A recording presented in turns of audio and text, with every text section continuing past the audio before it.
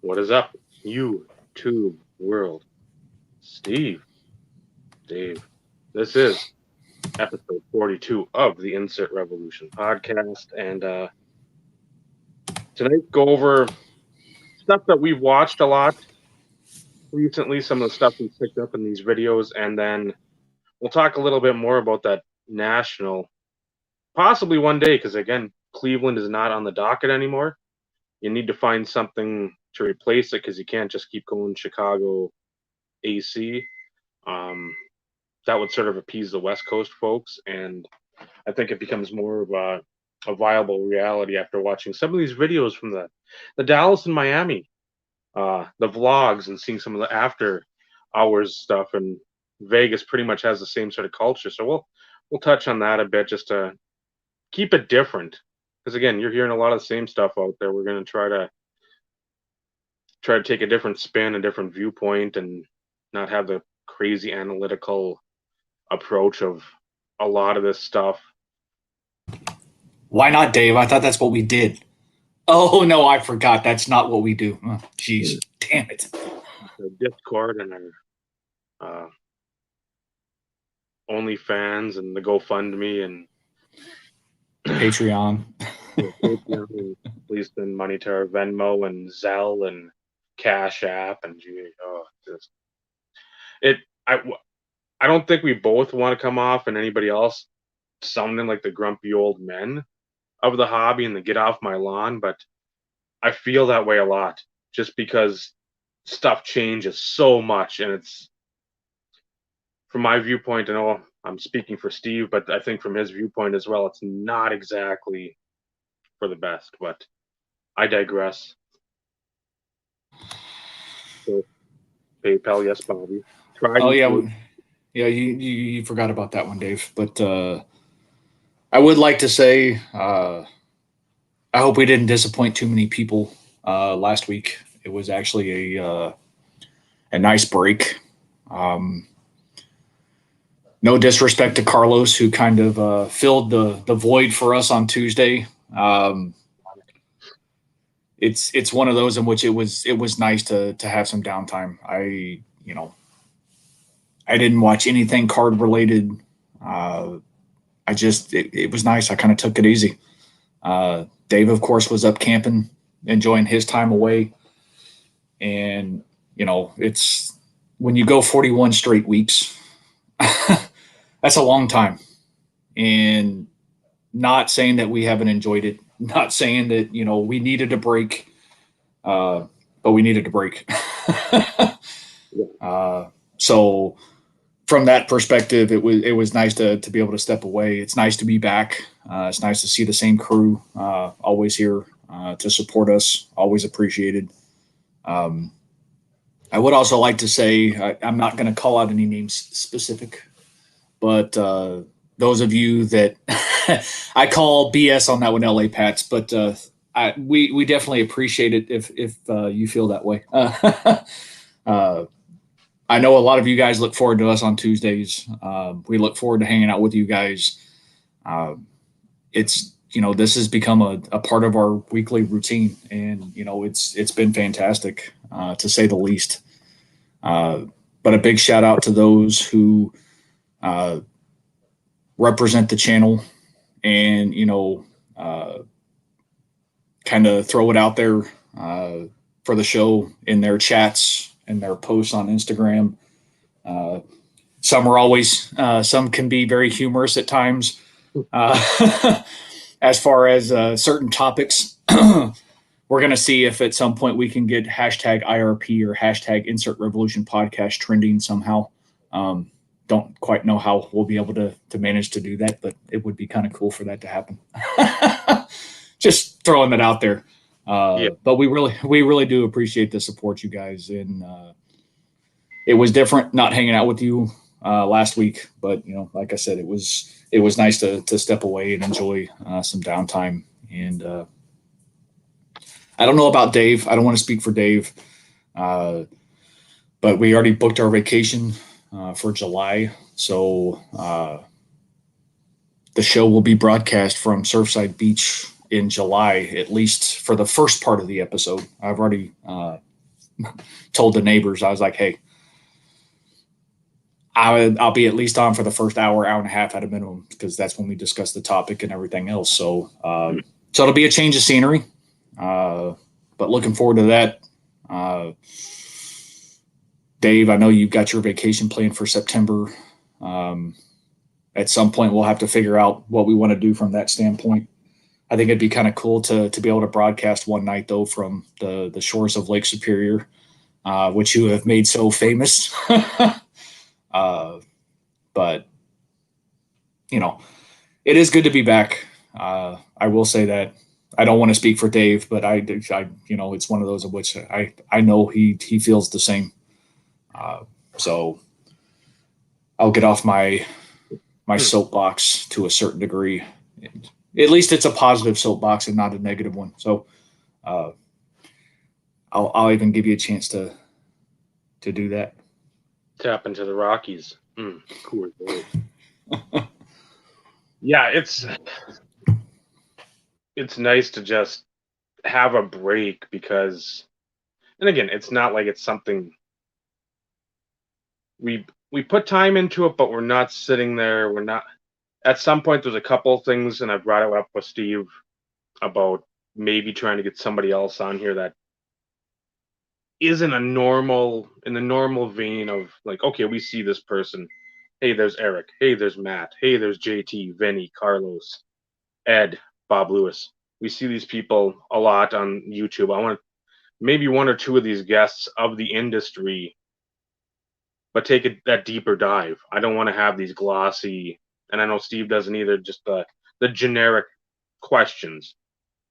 It's like if you see a president, be it Trump, Bush, Clinton, whoever, Obama, and you say, what question are you going to ask? Oh, what was it like to be president? No, you need to get kicked in the dick for that. That's not what those are the questions we don't want to hear. We want deeper dives and more pertinent and something that makes them think. And they're like, okay, well, that's something I haven't heard before. And then we can all learn something new, because that's what this is about too.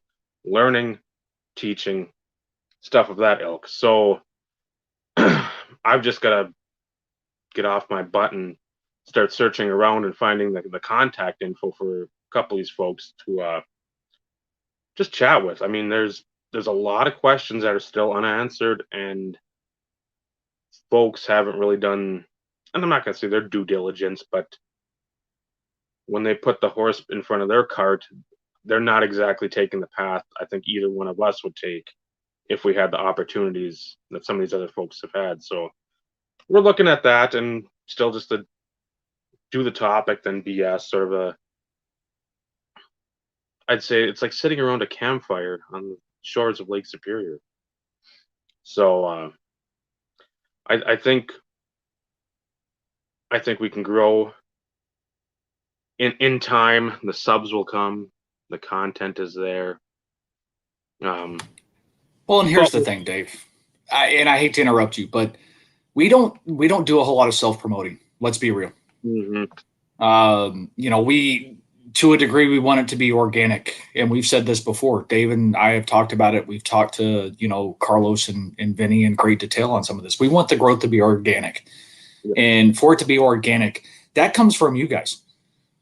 You know, you are the messengers for us. You know, whether it be you like what we do, don't like what we do, you know, that in itself is irrelevant from that perspective. But, you know, we grow because of individuals like you guys who consistently support us. And no, stay out of the Hall of Gamers. I'll go ahead and say it. I know we have a few guys from the Hall of Gamers, the old school YouTube guys that will watch the after show. They pop in from time to time as we usually, you know, try and wind down. I'm not looking for it to be in groups or anything along those lines. I really want it to be organic, and that's from, you know, interactions with individuals. If you post it on a YouTube video, you know, things along those lines. That's how you get the word out. And exactly, build it, they will come. So we've grown because of you guys as it is. We started this out, as we've said, without realizing or knowing where it would head. And we've been very pleased. And this is why we keep doing it. Because we do this for y'all. This really isn't for us really anymore. We really do this for y'all because we enjoy this. It's a way to wind down our day, and it gives Dave and I a chance to talk to a degree, but we're also talking with everybody else. And then when the guests come in, that just kind of adds to the fun and the enjoyment because we never really know where the conversation is going to go. Nowadays we focus on the topic and then we kind of go wherever. I'm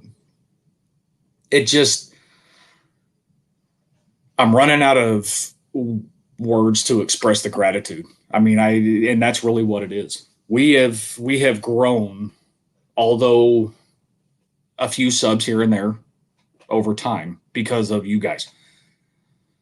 If you want to call it content on our part, then great. That means we're doing something right. But at the same time, it's because you guys feel comfortable here and you enjoy it here. You can disagree with us and we can have conversations, and it's not about any of us always agreeing with each other. That's the way things are supposed to be. I know I've mentioned it before.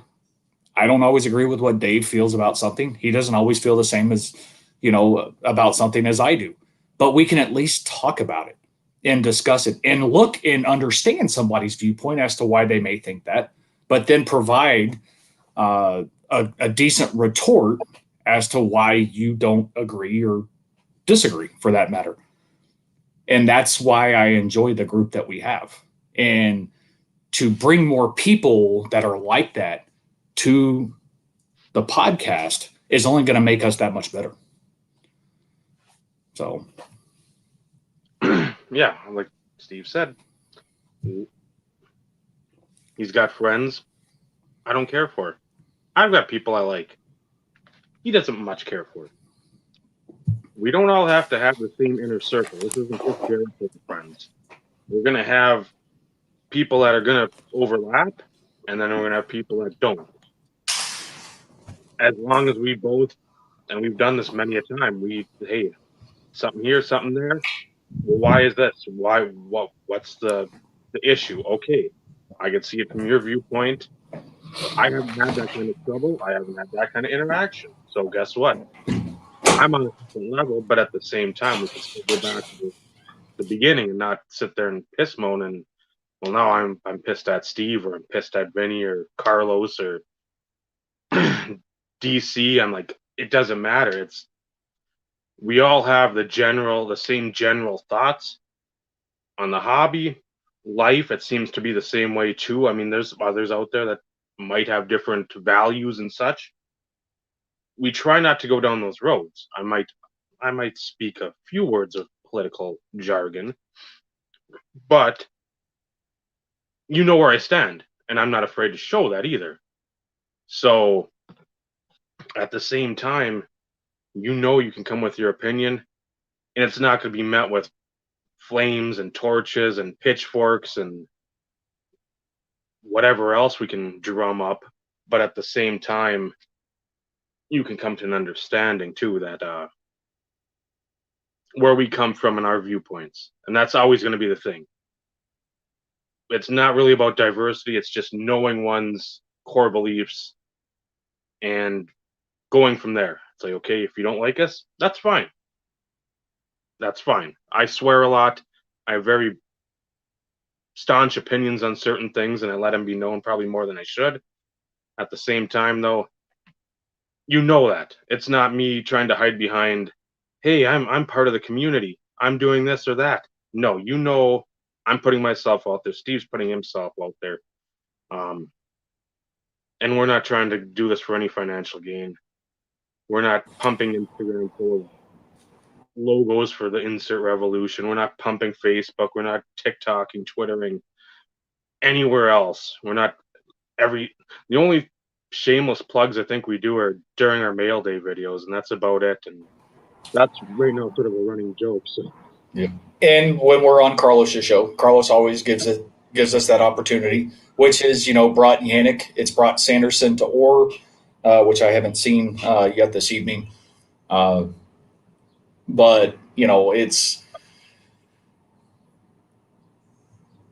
it's one of those in which we're really trying to build more or less the actual community. You know what I mean? I know you mentioned it earlier. It's not about diversity, so to speak. You understand where we stand on a lot of things, but it's really trying to build a core group of individuals, whether it be the 20, which is the max that we normally get, or, the potential of 30, 40, 50. Who knows?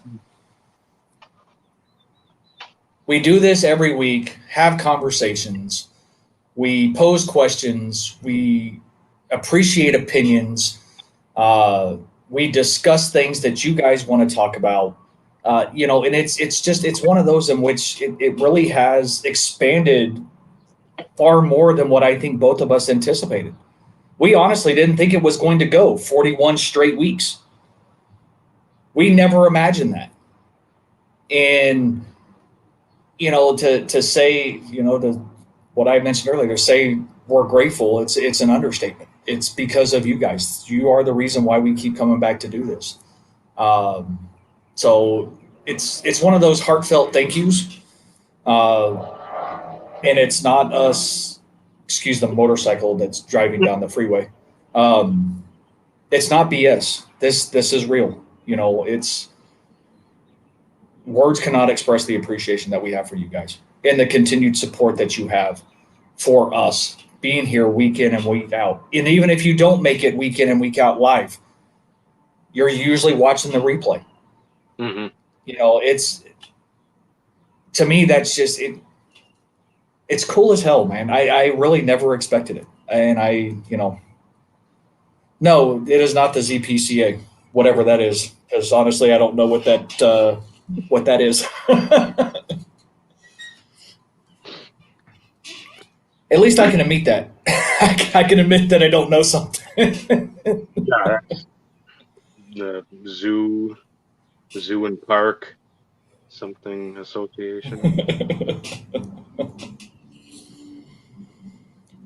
Oh, jeez. Oh no, we're not part of that one. I think Amit secretly leads that group. Carlos may be a member, but he may be a quiet member. Dave may be thinking of joining. We already know Vinny's there, and I think Paul is the co-founder of that one, if I'm not mistaken. Now that I know what it stands for. Yeah, to the Ziggy Puffy to the moon. I don't think any of us are anonymous with that either. That's true too. I know that's been going since at least probably August, maybe July. So I didn't say it. Yeah, well, I think everybody knows it. You're not saying anything that anybody doesn't know already. Norm Macdonald, he had a line: "You're not telling any tales out of school."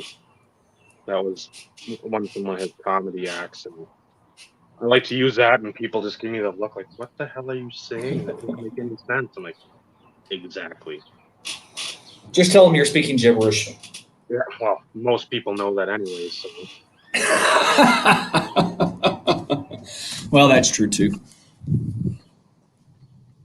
So I guess we've spent 20 minutes, like we usually always do early on. But it's different though when we're off for a week. So there's always a few things we like to talk about. Not that we've had many breaks, but still. Interesting topic, I will say, Dave.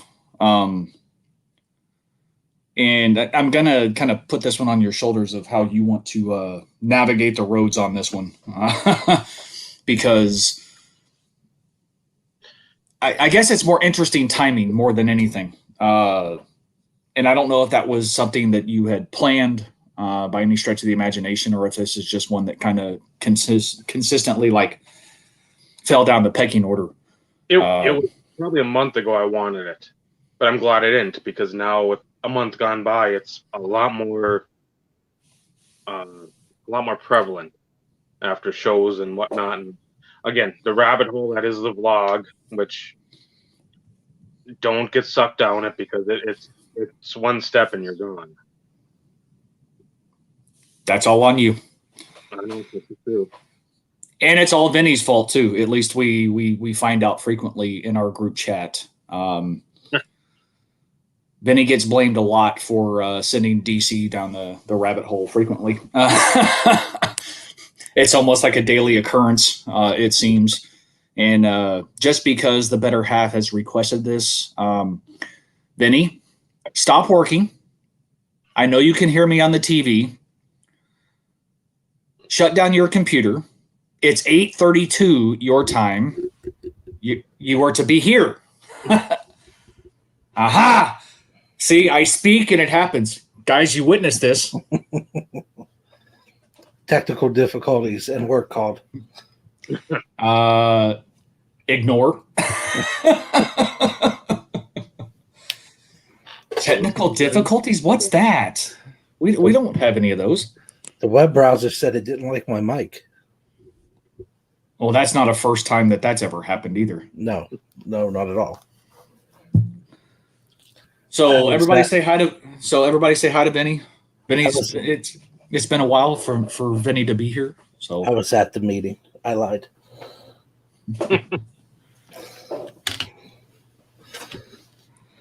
No.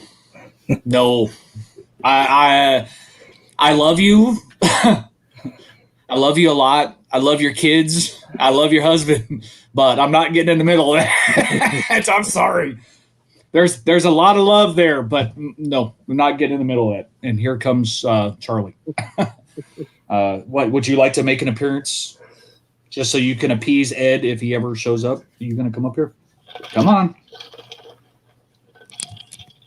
So Doggo wants to say hi as he rips the headphones out of my ear. He's been very needy as of late. I don't know. But he'll hang with us for a little bit. So Dave, however you want to navigate down this interesting path, because I know at least Vinny's been to more shows, especially more than I have as of late. So I'm wondering if some of the terminology that he's hearing at shows is the same that, is still being like posted on Instagram or, mentioned in YouTube videos or things along those lines though too. I'd be interested to see. Once again, what I do for the show, all the stuff I hear. So, and I really don't want to go into deep dive, because it's something that we could do. I want to save for, and I have to go back and look at the list of episodes. We've done it, I think, or we broached the subject, but I want to do a more centric episode of something down the road, and maybe next week or a couple weeks about this, probably 2 weeks, to give some time, because I think the TriStar show was this past weekend. I'm sure there's something coming up this next. I mean, it's like every weekend there's a big show now. There's Philly show. The where? Philadelphia. So yeah, then you got that. Then I think Dallas again In July. Okay.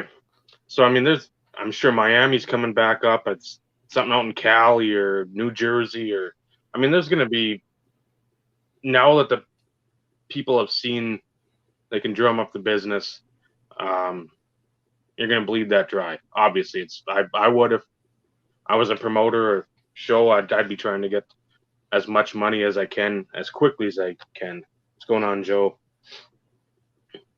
And then show Clint and Brad also in the house tonight. But I don't want to get too far down that road, and I thought about that too with this subject. So I know I can dive right off the diving board to the side of the pool and get stuck over in that quagmire. But it's a lot of stuff we've heard. It's not a lot of it's not new. A lot of it is more of this last 12 to 18 month terminology, and especially the last couple months, more so the last month. Well, I would like to say one thing. If I can compare it to the YouTube of old, the terminology that we used is non-existent. No, for the most part. So it's interesting how it's gone from, a few choice slang words to mean, the same thing for a span of close to a decade compared to what it is now. I mean, it's like 4 or 5 here to, like 6,227 over here. Okay, that's an exaggeration, but, I think everybody gets where I'm going with that. Yeah, you have so much new terminology that folks, if you haven't, I don't want to sound like Don West, but folks, if you haven't heard these words before and these phrases, get on the phone with our good friend Kenny Golden. He's back in business. You're gonna just sit there and be like, what are they speaking about? What is going on here? I mean, what is this Yiddish gibberish that people are talking about? Or I don't even understand. It's like stacking slabs. What? If you haven't been, if you dropped out, like, say, let's say 15, 16, 17, you may have heard a slab come over from like just, oh, here's a graded card. Well, that's a slab. Okay, that cut down on several letters and a word. But then it's like, well, I don't really remember that. Okay. The buying on the dip or buying in the dip. It's like all you hear from these so-called experts, which, again, if you follow them, I will say it because I am the lightning rod. You need to get kicked in the nuts. These people are in this hobby. For them, it's a moneymaker. That's not a hobby. For their own benefit. They've been in this hobby for probably under a year. Maybe a little more. It depends. These are your get rich quick overnight Ponzi schemes. And the people that buy into it, I know it's the stuff that comes up as suggested on probably either Instagram if you got a lot of card friends and that stuff comes up, or YouTube, probably Twitter as well. That's where you have to do research. You can't just sit there and see, oh, a couple of these guys that don't even know some players, don't even know what a card is of some players. And people are fawning over them at these card shows.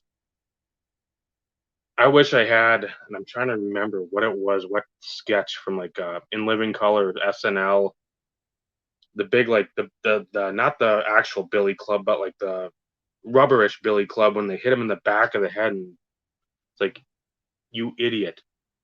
Just because they've got 40,000 subscribers, 30,000 views, whatever it is, doesn't mean they're intelligent. We've had a lot of people in a lot of prestigious positions that are not intelligent. Doesn't mean everything they say needs to be taken with 100% sincerity, and you have to follow that. So when people sit there and one person says, buy the dip, oh, good, now X says it, now Y says it, now X and Y are having a conversation about it. Somebody else overhears it. Now Z comes in there, and now you hear everybody from somebody that's buying 91 Donruss packs saying, I'm going to buy the dip. To me, who's going to the grocery store and I want French onion dip, so I'm going to say, I need to buy that dip. Well, and that's the thing. It's such a general statement. And for somebody who is a collector and not in it from Homie the Clown. There you go. I was thinking that's who it was, but I didn't want to say it and be like, who? Well, I thought Eddie Murphy or somebody on In Living Color, one of the Wayans brothers. I was like, It was one of the Wayans brothers. Yeah, Damon. Homie the Clown. But But it's such a general statement. And here's the thing. As a collector, whether you be a player collector, team collector, set collector, multi-sport collector, you're usually looking for the best price anyways. It doesn't matter. Doesn't matter if there's a spike in price or whatever. You're still looking for the best price. But just because there's a dip doesn't mean that it's the right time to buy either. There could be a dip because the player is tanking and he isn't worth a damn. So to just leverage the term of buy the dip, it's never specific as far as a player.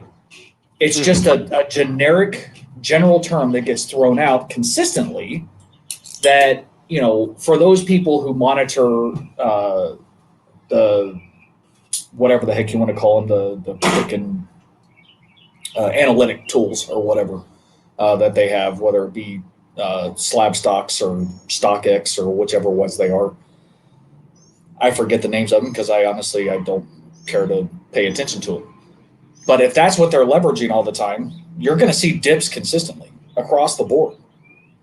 Could be because something's in season, not in season. Could be because somebody's hurt. It's because their productivity has freaking declined over the last 2 years, and there's no quote unquote value to them anymore.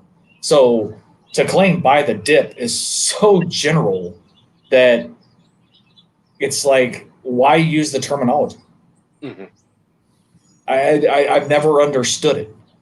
So, Vinny, thoughts? What if the dip is just, it doesn't come back from the dip? What if the dip is forever? What if it goes lower than a dip? Like you said, it's dependent on the player. It's dependent on what you're looking at. You can't generalize a whole hobby that the whole thing is dipping, because there's cards.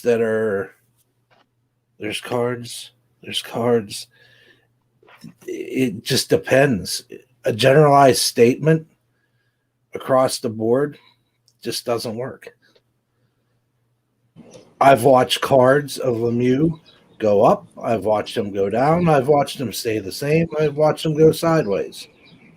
I watch all of it because if I'm looking at something in particular I want to buy, I keep a track of the prices. And it's fluid. It's organic. Right. That's another term they use a lot. It's fluid. These cards are fluid. You can move them quickly. I don't see a dip as the whole market. I think you have to get specific to the card that you're talking about, because as a general statement, it doesn't work. Yep. The whole liquid thing, and all that means is easily able to move.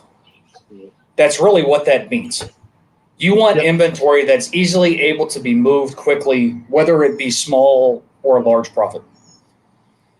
But I did notice Bing Scott's question, though, and I don't want us to forget about it. So, Dave, if you can just remember that at some point, because I'm interested to hear people's opinions on this, because it's going to be strictly opinion from all of us.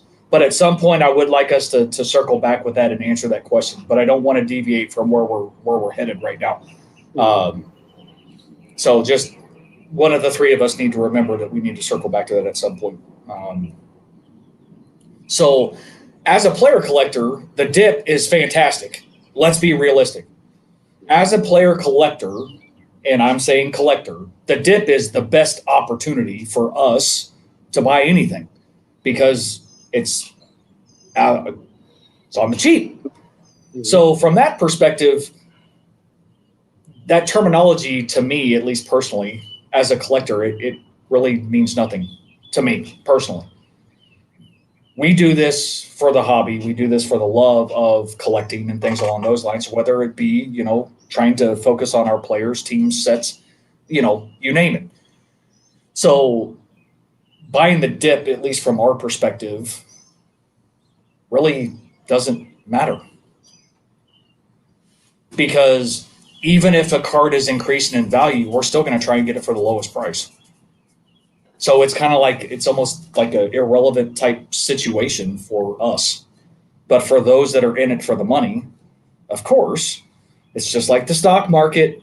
And I hate to say this, cards are not the stock market. Quit treating it like it is. It has the same tendencies. I won't deny that. If you look at it historically over the long term, it has a lot of the same tendencies as the stock market does. But they're separate entities. And to a degree, you got to look at them as two separate things. Mm-hmm. They're their own independent markets, if you want to use that term. And with that dip in the fluid or the liquidity of some of these cards I'd seen on, again, I don't even know who it was, had said, and it just about made me bash my head against a table. You want to have cards that are more liquid, so try to go after the populated cards, let's say, even if it's not PSA or BGS or SGC or whatever the case may be for a graded card. Go after those because a rarer card's harder to move. Well, do I want a Connor McDavid Young Gun PSA 10, or do I want the SP Authentic Limited patch auto to 100 PSA 10? I'm going to take the patch auto. I'm going to take an exclusives. I'm going to take whatever O-Pee-Chee Platinum, whatever it's numbered to 149. I'm going to take something that has actual scarcity, and that's something too that will broach to that subject as well, opposed to artificial scarcity. But you have a lot of these people that have built themselves up over the past year. Luka Silvers, Luka Base Prism, Mahomes Silvers, Mahomes just base anything rookies. Nobody is saying, well, it's going to cost more, but guess what? I'd rather have the National Treasures out of like 25. Even just a regular NT instead of whatever, even a Zebra where it's more limited, it's not a rookie, but at the same time, it's not numbered. And in this day and age, I'm sad to say, there's a lot of trust you can put in places with card companies. I don't know how much there would be, just because their bottom line is to get people to buy cards. And with basically a one manufacturing market, they need to do everything they can to keep. It's like a drug addict. You got to keep going back. You got to keep going back. Well, what's the kick? What do I have to get, or what will give me that buzz? Well, we got a new thing. We got a color blast. Okay, that's great. It's one per case, allegedly. So then people just fawn over those. They fawn over the downtown, the kabooms. Are they cool cards? Yeah, they're cool. And I'm hoping most of the people that have started collecting in the last year to two stay in that lane. Don't go back and look at all the stuff we've been fawning over and wanting for the last 25, 30 years. Stay in that lane. But when the liquidity comes up and then you start hearing the names of the hobby saying, oh, yeah, I don't think that Luca Prism is going to hold value like it has. I think that's going to dip. Well, no shit. There's like 8 million copies. What do you think? There's what, 48, 58, 10,000 PSA 10s. That's what do you think's going to happen? Do you want the blue whatever Spectrum Wave Raptor Lilac whatever number to 99, or do you want the base? It should have been that other one from the drop. You've got something that's serial numbered. There's 99 of them. End of story. How many base are there? Nobody knows. We can't even get Robert Stack in here trying to solve this unsolved mystery. So it's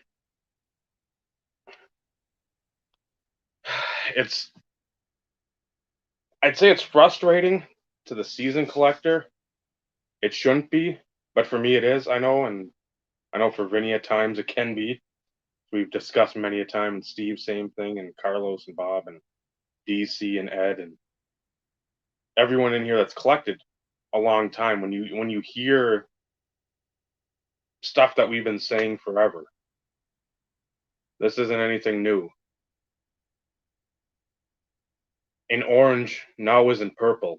An orange was an orange 25 years ago, and the orange is still an orange today. You peel it, it's not a banana underneath, it's an orange. But when you have such a convoluted market of influencers and people sitting on pedestals and the folks that pedestalize them not knowing this information, not taking the time, it's sort of, I don't want to generalize everything, but I will because I can. It's like society as a whole, everything you don't want to do. There's people out there that will put the work in. Don't get me wrong. There's a lot of people that will. But when you have the people out there that are internet famous, guess what? Those people, they put work in, but I'd say it's like Bernie Madoff somewhere is festering around. There's been deals behind the curtain to get them to that pedestal. And when people see, like I said, 40,000 subscribers, 20,000 views on a video, in the algorithm, that's what's suggested.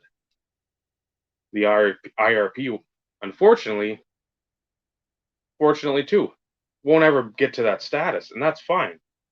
I don't want to have a comment thing that's just flying where you can't even interact with the folks. But when you have this misinformation being spoken like it's the first time it's been spoken, that's when my blood starts to bubble up a little bit, because it's like you don't have to be some scientific mathematical wizard to figure this out. But everybody's like, oh, okay, that makes sense. Before Einstein here said it, it made even more sense. But go to the Discord, go to the Patreon, give them super chats and high five friend slaps or whatever the hell they are, and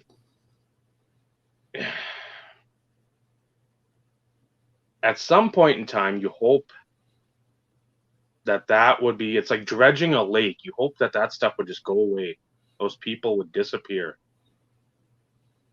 And we'll get into that a little bit later with Gary and his question from earlier. But I don't know. Just people trying to have these hot takes, trying to sound smart. And that's where a lot of the buzzwords came in, because these people just aren't smart if you know the hobby. Just because you heard one of these glorified idiots say something, oh man, so-and-so said this. Nobody cares. Other people have said it for how many times? I don't want to interject too. I didn't want to interrupt you. Just to go back to Bobby's comment, though. I think that needs to be changed, though. I think really what you mean, and correct me if I'm wrong, please, but 95% of the cards in the market most people can't afford. It's the 5% are what control the hobby. Those are the ones that are dictating the health of the market per se. It's the smaller percentage of what everybody's trying to base the health of the market on. And of those 5%, you're seeing still record sales or the highest sale of a certain player and whatever. But as we continue to progress and more of those come out of the woodwork, those will soften. So then that percentage is going to shrink. Because as we've said it multiple times, supply and demand. It's the most simple of economic, theories and things that are in existence to this day. Supply is too high, the demand is eventually going to go away. If the demand is high and the supply is low, guess what? You're going to see increased prices. That ain't rocket science, folks. But when you have those top tier cards that are consistently, you're seeing all of them all the time setting records, 95% of those 5%, you're damn right. We can't afford. We're not in that market. We're not in that space. Now, if we would have picked up some of those cards 20 years ago, we could have been playing in that space potentially. Always a possibility. And that's the only thing is the only people we have to blame is ourselves for not doing something like that. But that wasn't the focus. That wasn't our focal point. Everybody's collecting habits are different. Vinny focuses on Mario, but I know Vinny also has other areas in which he dips into. Dave has 2,653,272.5 player PCs. We know this. But he also focuses on Hall of Fame patches and stuff. This is known. Most people know me as the Terrell Davis guy, but I'm also a set guy. So all of us have different tendencies in our collecting habits. Brad collects Merino. He does Dolphins. He has the Blue Jackets. I can go down the list of a few people and throw stuff out there. Carlos, here we go. Perfect timing. Carlos and his Madonna collection, his Jamie Benn collection, his Soto. But he's also a vintage guy. So a lot of the things that we're seeing that are breaking these records, we could have done it a long time ago. But that wasn't our focus. We were focused on X instead of Y and Z at that point in time. It's the nature of a collector.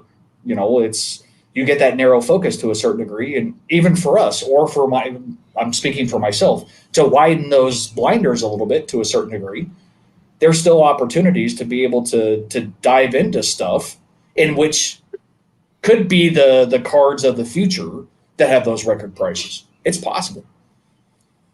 But I don't want to derail it. So I don't want to derail our conversation so much since, the dip comment and that phrase, it chaps my ass to hear it.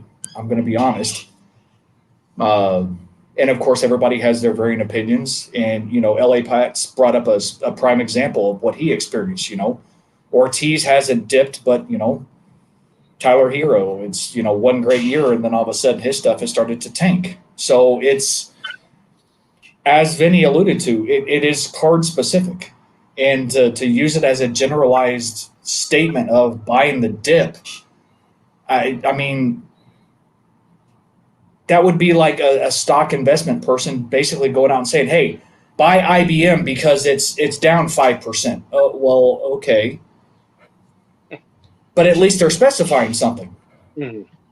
It's to me, that's not, it's sound advice, but it's not sound advice across the board because there is no specific to it. So anyways, I digress to where, Dave, you can look at the list and we can focus on the next one. Unless, Vinny, you have anything else that you'd like to close off that topic? We are emotionally attached to our personal player PCs. And that sometimes overshadows the ability or the want to make money. When I'm old and I'm gone, I want my kid to look back on those binders and those boxes, if they choose to keep them, and say, my old man and I used to go through these cards and we would bust boxes, and he told me all about Mario Lemieux. Every one of these cards have a story, and he told me, look at this one and tell her daughter, her son, hey, this is the story behind Dad getting this card. Your pap got this card. Him and I were at a card show in wherever, and we picked up this card, and he was so happy that day, and we just sat there and looked at it. Or we were busting a box, and he pulled this card, and he was beside himself. He pulled an elite, and it was numbered to 10,000, but to him it was numbered to 1. And that, I think that's the big difference of it all. I'm emotionally attached to my player PC because it means something to me. Now, if I cut out all my emotion about anybody else, I could do whatever. I wasn't buying Michael Jordan because, not saying he's not the greatest basketball player of all time, but to me, I wasn't a basketball guy. I was just collecting Lemieux. That's what I spent my time on. Now, my brothers, yeah, he collected Jordan, collected Nolan Ryan. So those were his deals, not mine. He had an emotional attachment to him.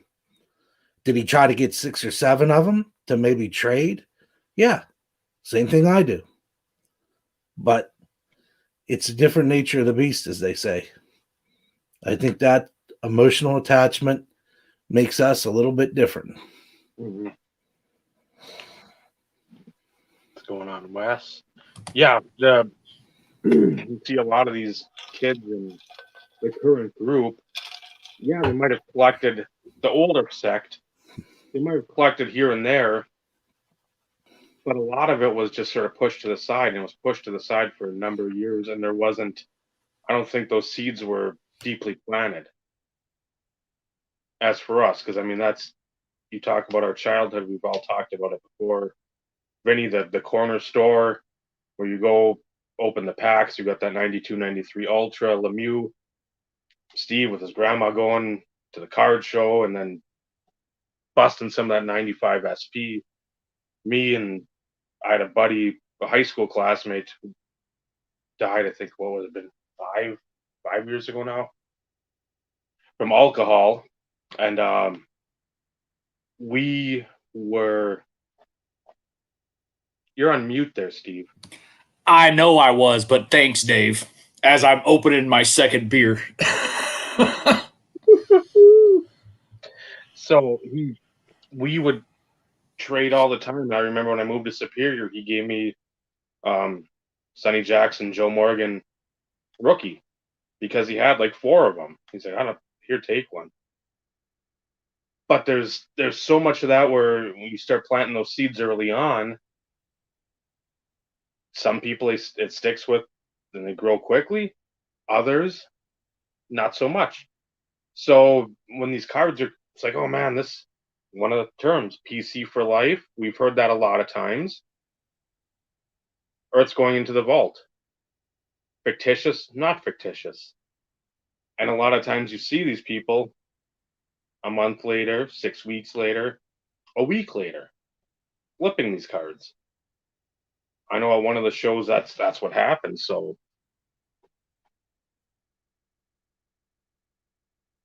it's,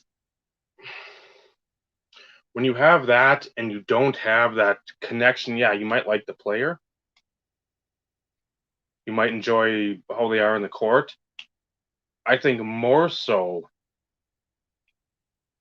for a lot of these flippers and the people that are in the hobby deep today, it's the performance. It'll always be the performance. It won't be the love of, like, I love Jokic. You won the MVP today. If I could go back, I would buy more of his stuff because I just like him as a player. I liked him at the beginning. I still have a few autos and I like to move. But in the same breath, if I don't move them, I don't care. It's not.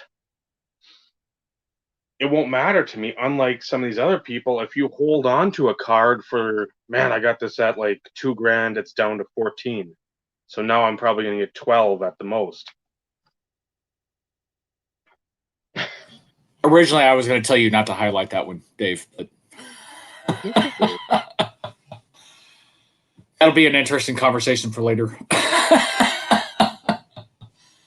And Rick, we had another comment that was brought up earlier, and we plan on kind of touching on this a little bit later on in more detail from an opinion perspective. So we will circle back to that, and you've kind of provided your belief from that perspective of who's actually going to be around, and it's not just going to be flippers. I mean, we'll take it to the extreme of the pay for investment advice guys and those type of individuals, but we'll touch on that here in a little bit.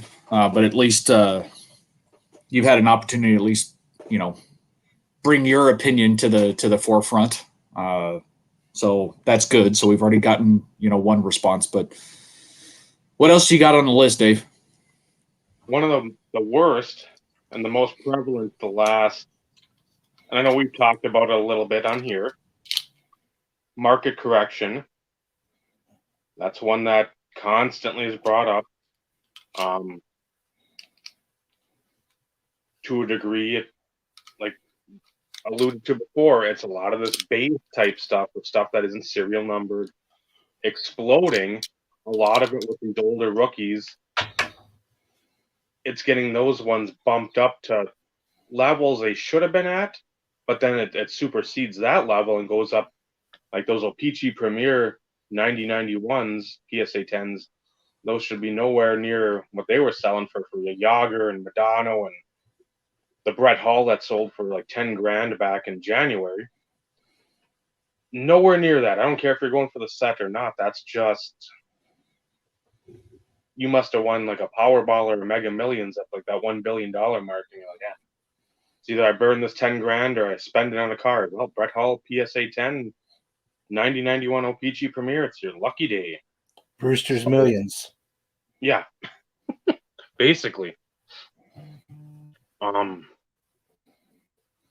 So that's one that if you don't use it in the context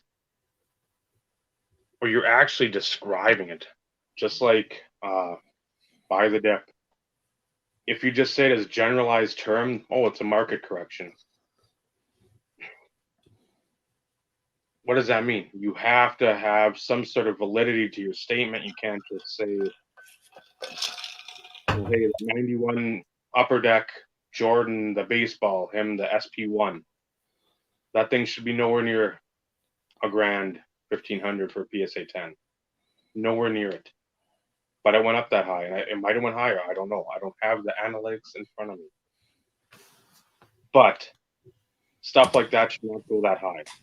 Ask and you shall receive, because Vinny's pulling it up. But it's a nice card. I remember you could get those at a show off eBay. That was like a $5, $10 card. Again, not PSA graded, mind you. You want a clean copy and you don't want to spend $1,000, $1,500? Why not get a clean ungraded for $10, maybe 15 shipped? But that's where a lot of the people, you start saying, well, oh, I can't get the Jordan PMG. I can't get the Jordan Big Men on Court or the Jambalaya or whatever else. Well, what's the next tier? Okay, then what's the next tier? Well, what about the 4th tier, the 8th tier? Well, there's that SP, that's that baseball one. Well, that's a good one. Then you see one person shorten a video, then another, and it's just everybody. It's the old trying to keep up with the Joneses. Just when you start doing that, it's not a hobby. You're doing it for money, which that's fine.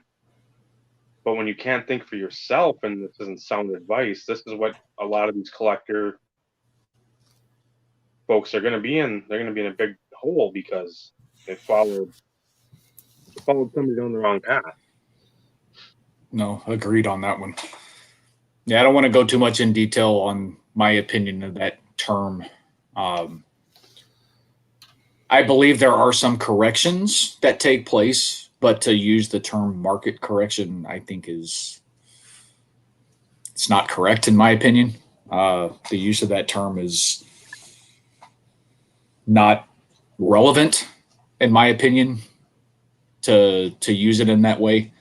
There is going to be corrections that do take place. You can call it a softening if you want to, but to me, it's more along the lines of, we're going to start seeing some stability.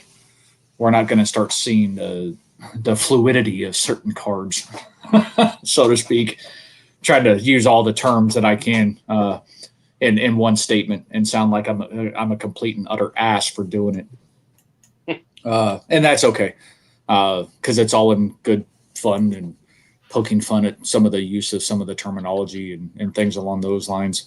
Bobby, you do have an interesting point. At some point, we can touch on that at some point in future episodes or whatever, because, NFTs were pretty much to the moon. And now it's like, why 99% of NFTs will fail. Well, that's not really the way that you were positioning it before, but now we're going to have a change of heart here. Why? Because people aren't buying into the hype anymore.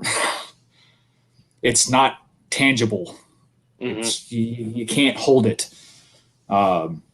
It's not like you own a stock or something. I mean, come on, let's be real. But anyways, I digress. So market correction you had. What's the next one you got on the list? The one I've really started to dislike, and I hear a lot of people say it. What are you into it for?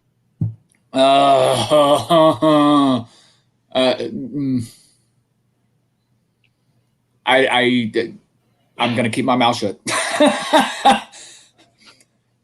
The people on this panel right here, the three of us, and those of us that are in the chat know how I feel about that. If you are a business person, cost is nobody's business. So the fact that is something that is done consistently as a way to negotiate or make somebody feel better about the price that's been given to think they're getting a better deal, I think is the most asinine thing in existence. It's used in a way to appeal to somebody's emotion about getting a good deal. If somebody's in it for $1,500 and he's like, well, I can sell it for $1,200. Well, guess what? You're probably not in it for $1,500. Yeah. And, in certain situations, that could be possible. They could be trying to move it. It's been dead inventory or whatever. I would honestly say there is I don't want to say a small percentage because I don't have anything to back up that assessment. But there would be a percentage of situations in which that could be in fact accurate. Somebody having sitting on something for 6 months, a year or whatever, and they're just trying to get it moved to, add more money to try and focus and shift their investments or their resources somewhere else. So there is a percentage chance that could be the case. But, being in corporate America and knowing typically how business works, cost is supposed to be a mystery. People are not supposed to know your cost. That's just not something that you want people to know, because if you're in it for X and you sell it for Y and you're making 10, 15, 20 times or 10, 15, 20X, that's the other, buzzwords of today. Some people are going to be like, man, that's pretty good business. He freaking turned this into, 20 times what he had into it. But others are going to be like, damn, it's not always going to be the positive aspect. You're not always going to get the raving compliments and, and go back to, 2 weeks ago, it's not toilet flower cards and rainbows and unicorns. But it's the fact that they ask it and people are responding, and I'm going to be honest, as a dealer, if I were to be a dealer, okay, and let's say I have, three showcases, and you've got 100 cards in each showcase. I'm just spitballing here. As a business person, you should know what you have in almost everything that you have displayed. But do you really? Do you always remember off the top of your head what you have in a cart? Unless it was some meaningful transaction. I'm just spitballing it out here. I'm not a dealer. I can't speak from experience. But I would venture to say that it would be very difficult to have that stuff memorized consistently. I know I have $300 in that card. Well, are you sure it's that card and not this card over here?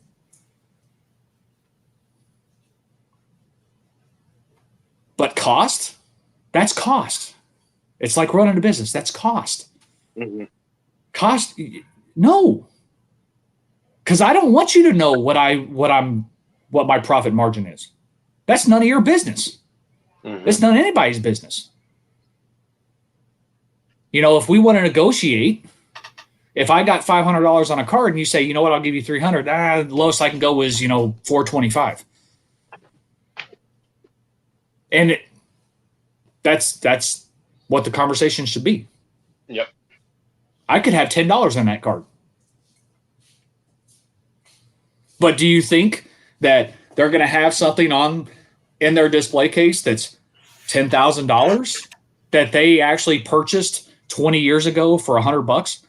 You think they're going to tell somebody, yeah, I only got $100 in that? You think that's actually what they're going to tell somebody? No. So it just blows my mind that that's even a thing, because it can go a multitude of different ways. I'll get off my soapbox now.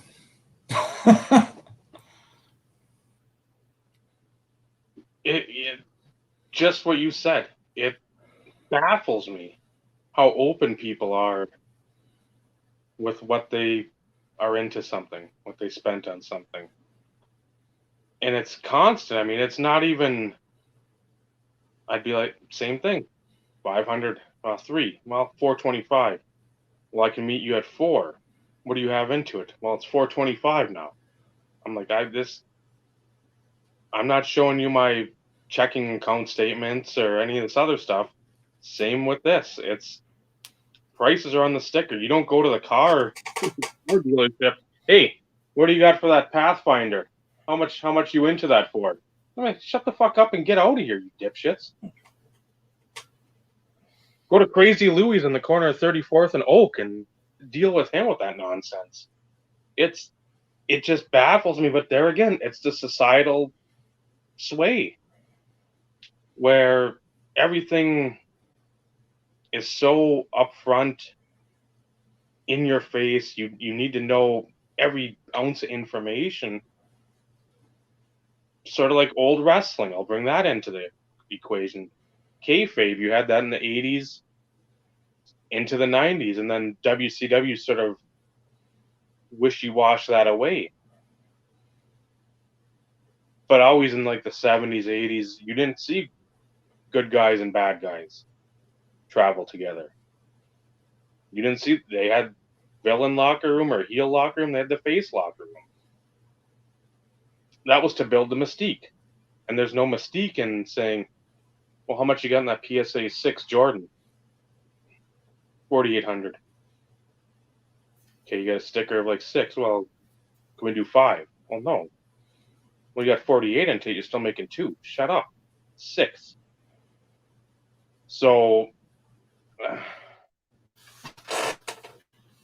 it can trickle down a lot of ways, but just somebody teaching these people, hey, do your research. Don't worry about what they've got into the card. Do your research. If it's comps and you look at that, that's fine, because that'll give you a broad spectrum. If it's like a common type card, of a price. Do that before, though. That's one other thing I hate is what are the comps? What are the comps? And everybody's pulling out their phones or their iPads or their fucking Kindles, and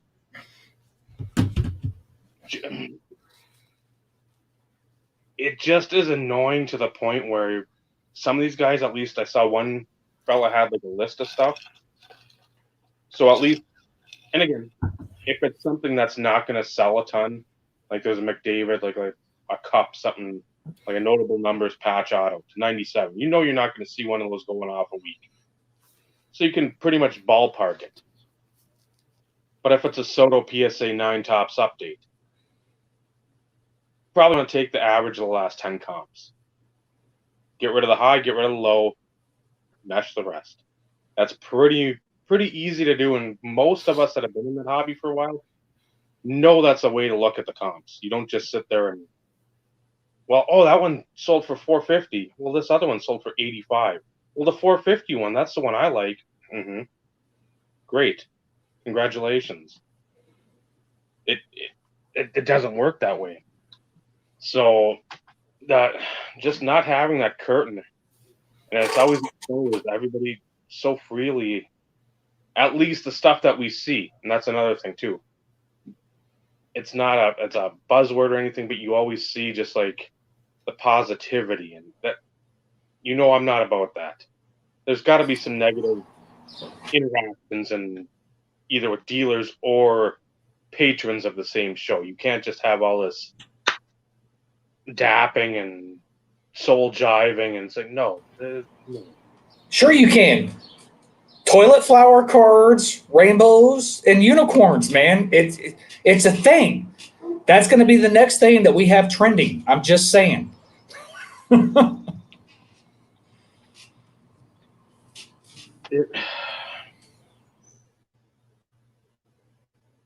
I'll sort of jump to the next one because it's doing my hand jivings. Okay, before you do that real quick though, Vinny, did you find the Jordan by chance? Yeah.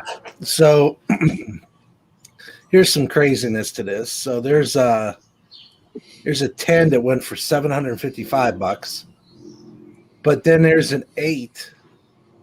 Where's that 8? 8.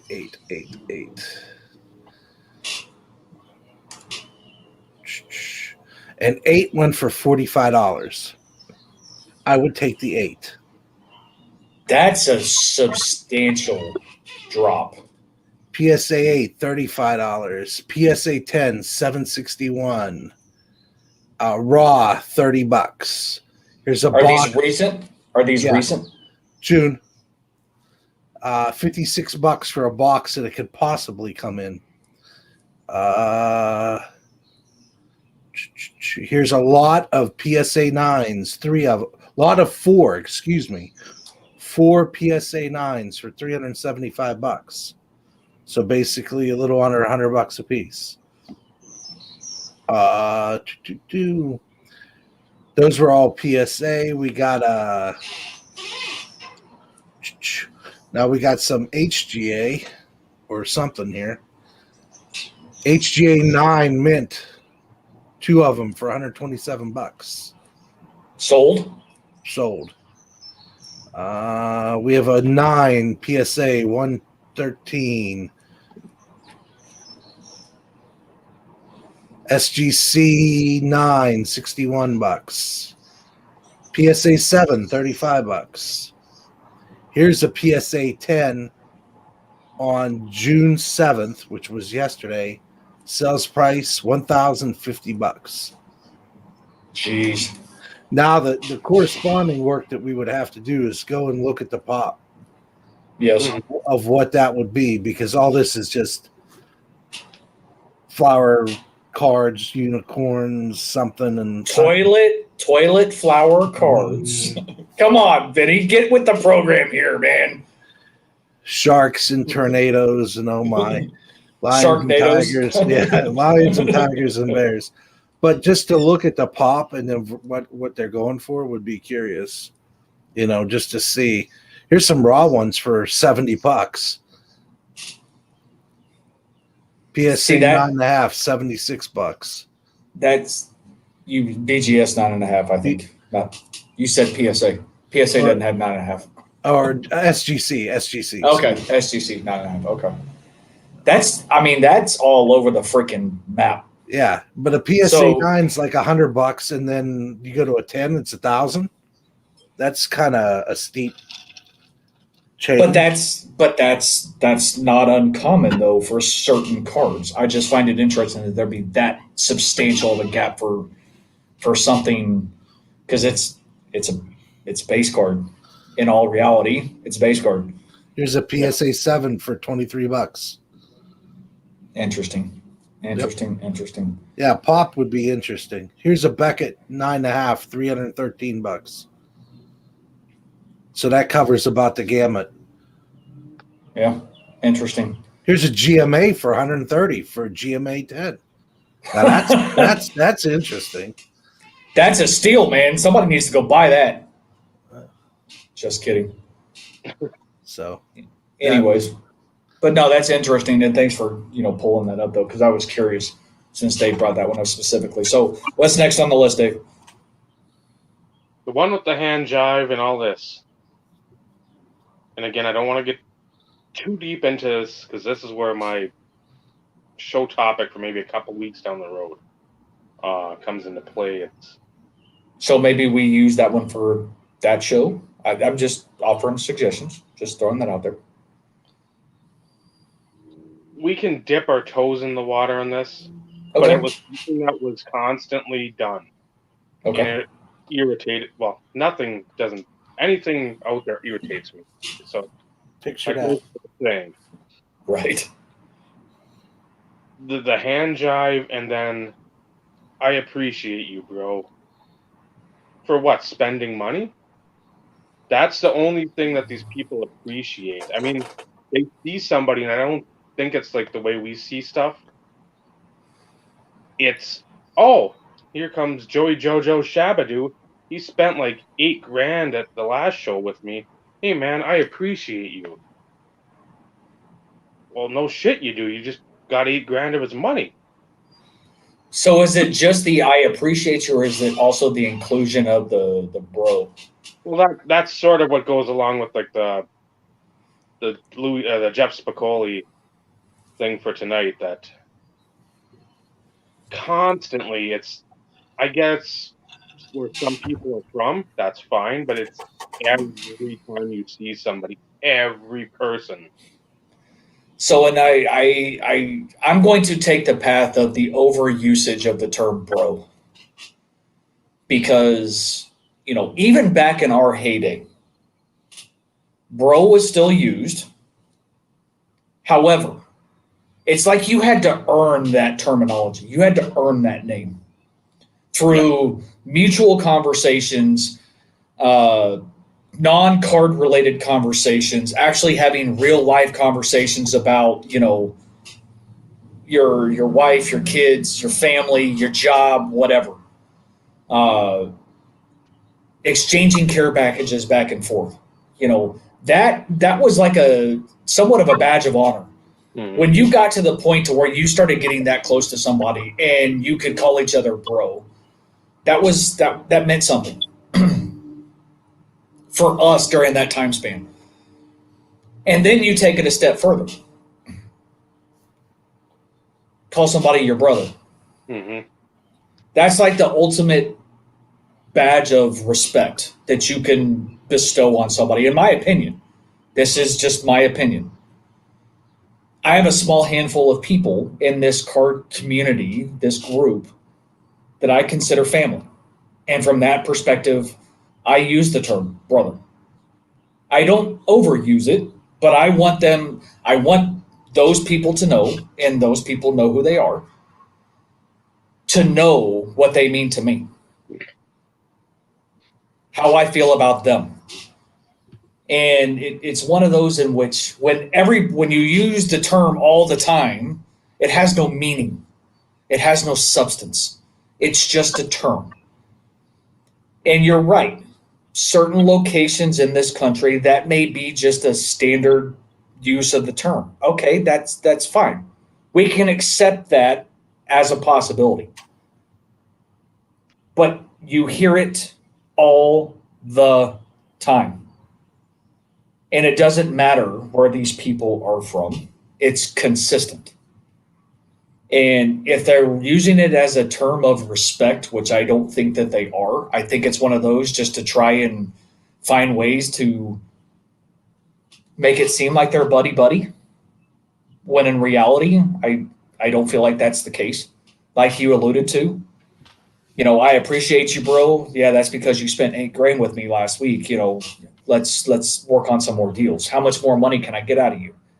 That's not a bro. Mm-hmm. That's not a brother. That's a customer. If you want to say, I appreciate, I appreciate your business, that's fine. That's legit. Because that's actually what it is. If you want to say, I appreciate your business, hey, we weren't having this conversation right now. That wouldn't even be brought up in this terminology or these buzzwords. But it's not that, It's you identifying. You're appreciating the individual, and you're adding a connotation that symbolizes that there's some sort of friendship or bond there, and there's not. There is none. No. It's so just a transaction. You don't go to the Quickie Mart or Quick Stop or whatever. Fill up your car, go inside, dap the cashier. I appreciate you, bro. No, the card. Hey, thank you. Have a good night. Boom. There's no thank you. There's no you're welcome. You never. And again, this is what they put out there, so we don't know the whole spectrum of a lot of these conversations. I will always put that asterisk with some of what we're talking about here. But you think if they want to build themselves up as something other than like money hungry people in the community, in the sports card realm, you would ask, hey, how's the family? How's everything going? Instead of, I appreciate you, bro, as they just like throw money on the case and they walk away with their little Halliburton or whatever the fuck it's called, and the Ed Crypto Griff starter kit, no sunglasses included, or suit, not allegedly. But it's anytime I make a transaction with a dealer at a show, I'm like, thank you very much. And then you ask ask the dealer, because maybe it's not one of your like inner circle guys that you guys are all like human centipedes. Say, hey, how long you been doing this? I mean, you got quite a collection, because again, we saw the presidential autos. You didn't hear anything. Like, how did you come across these? As somebody that's just, I like sports stuff. I like collectibles, presidents, history. How did you come across all this stuff? Did you come into it for like a estate sale? Was there a private signing? You just buy them off the secondary market? I mean, that and what led you to this path of all these presidential slab cards and items? Not a fucking peep. And that's where all these assholes do such a disservice to what they've been pedestalized by all the plebeians, the charlatans, the peasants. You have an opportunity to be so much more than what you currently are, and you're squandering it and wasting it. I'm not saying you have to sit there for 40 minutes and talk to the dude or the lady or whoever's there at the whatever particular table. But if you see something that you don't run across or come across at all these shows, I'd be like, man, I'm going to spend like 10 minutes here. Much love, better half. Much love, but I don't need $5,000. I will just make that perfectly clear. Just throwing that out there. Not sure how I got brought into this and asking Vinny for $5,000, but hey, it is what it is, I guess. So, that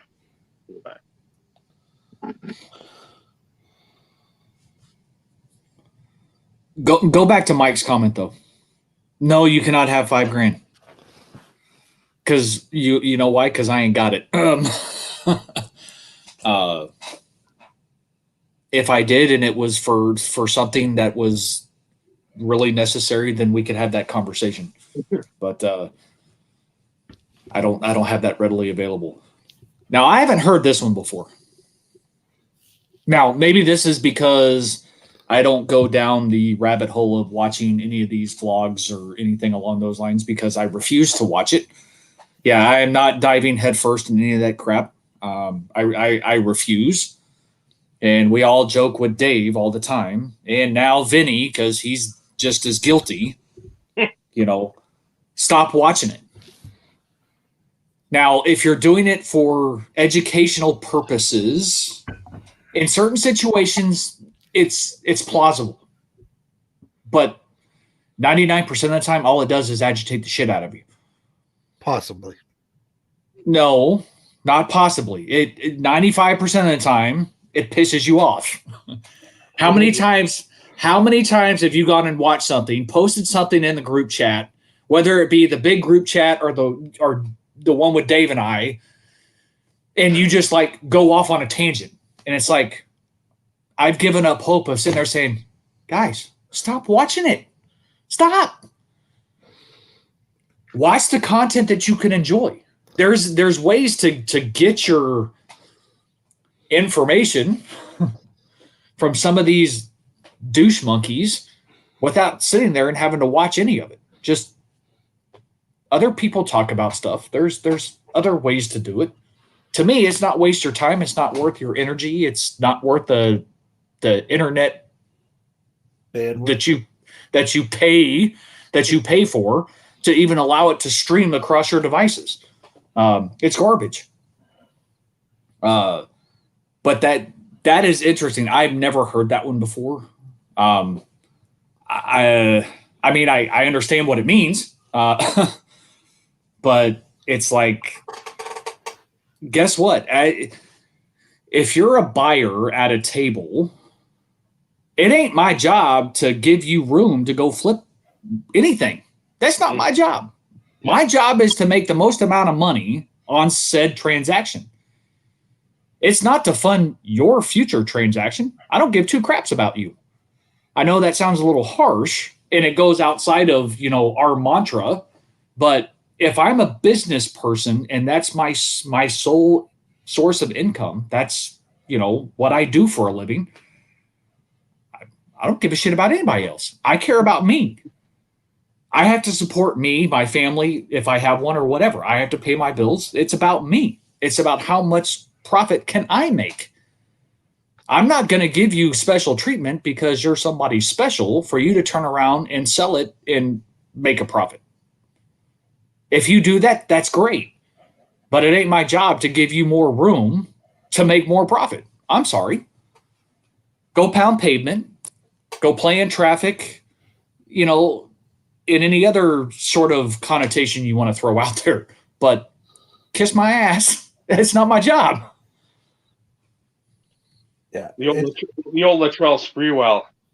I got to feed my family. When he turned down I think it was like a 3-year, $21 million contract. Like, that's not enough money. I got to feed my family. Okay. You never play in the NBA again. So yeah, go pound pavement. If you can't feed your family on 3-year, $21 million, then there is something obviously wrong with you. I know it's not the same. I mean, you're talking millions of dollars in that situation, but it's the same thought process though. Yeah, it ain't my job to fund you or your family or your lifestyle or whatever. If it's my table, it's my stuff. My job is to make the most amount of money that I can for me. It's not your job to make them more money. Hell no. Yeah. So that term, and I will go back 20, 30 years, that was a big term. But I mostly dealt with dealers talking to other dealers saying, leave me a couple bucks on there so I can do this. And usually it was bulk deals. So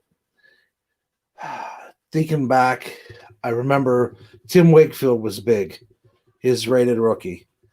and they were going for about 15 a piece, and he was selling, I think it was like 15 of them. And he said, just leave me a little meat on the bone so I could take them to the show next week. I can get X amount out of them.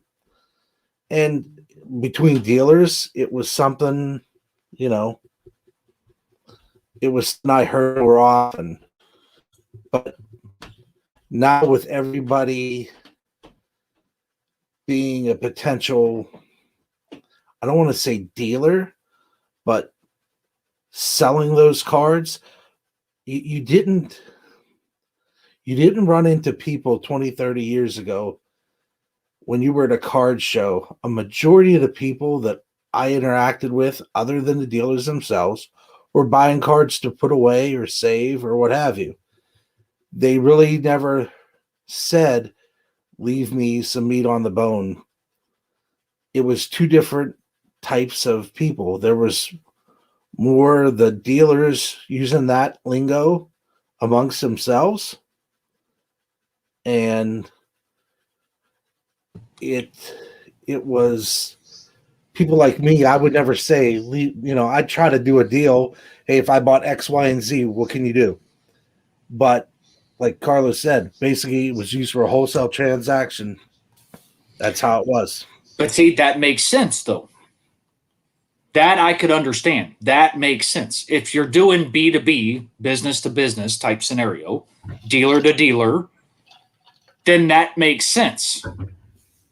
I get that. There's no, to me, there's no fault in that scenario. But for me personally, I've never heard that expression because I've never been in a position to where I've heard two dealers discuss something along those lines. But if that's being thrown around consistently between, you know, a buyer and, you know, a seller,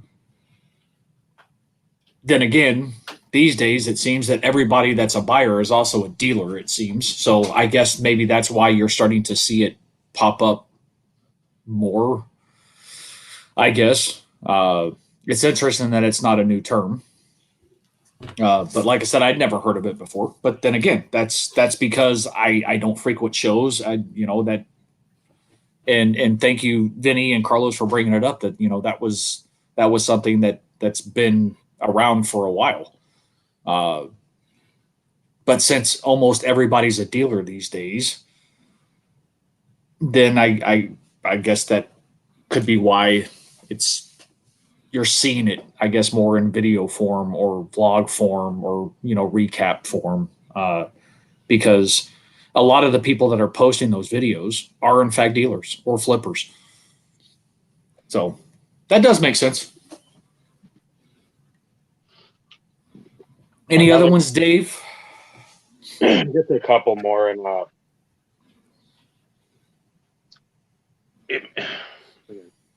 it's a broken record, but it makes no sense. We're gonna check the vibes of the room. What? It's a fucking card show. People are buying and selling. There's some trading going on. There.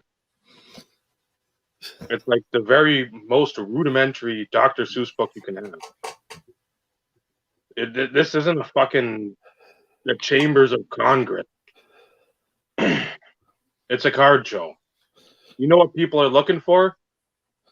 Jordan, Brady, Giannis, Curry, LeBron, Kobe, Gretzky.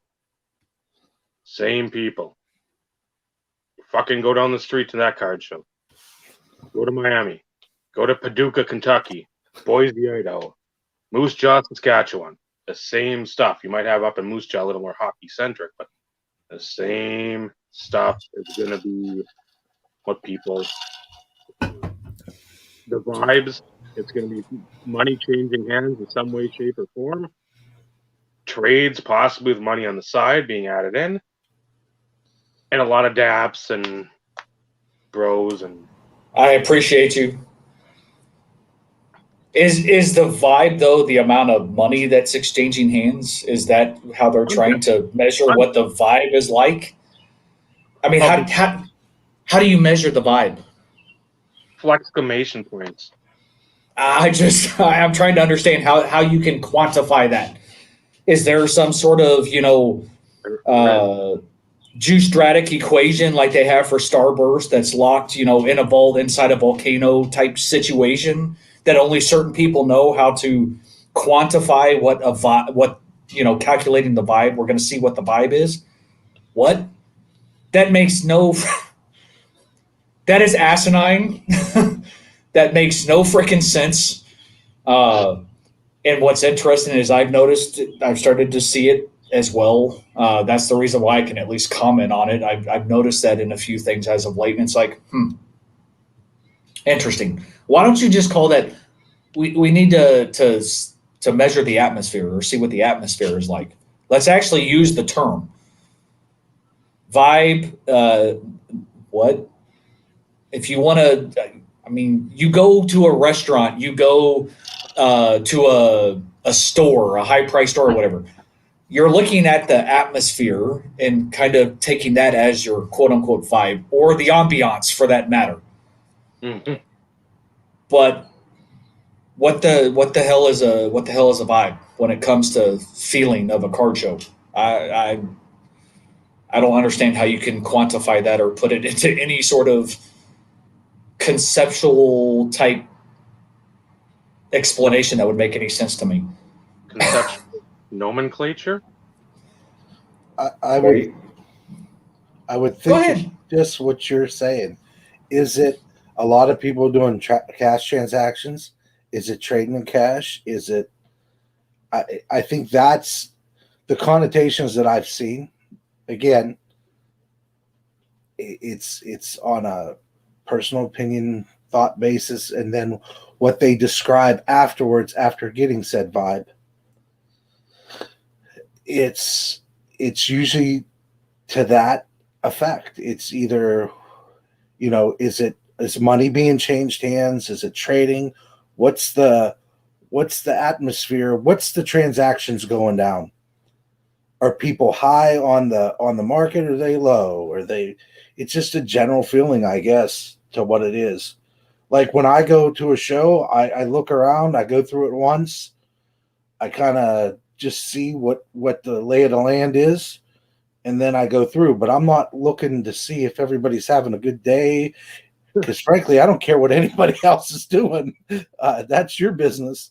But I'm just trying to see what's there and prices, and go around once and then go back around and do my transactions and head out the door with C, try to teach her some stuff along the way and go from there. So she can sell it all and pocket her bank account, as your better half alluded to.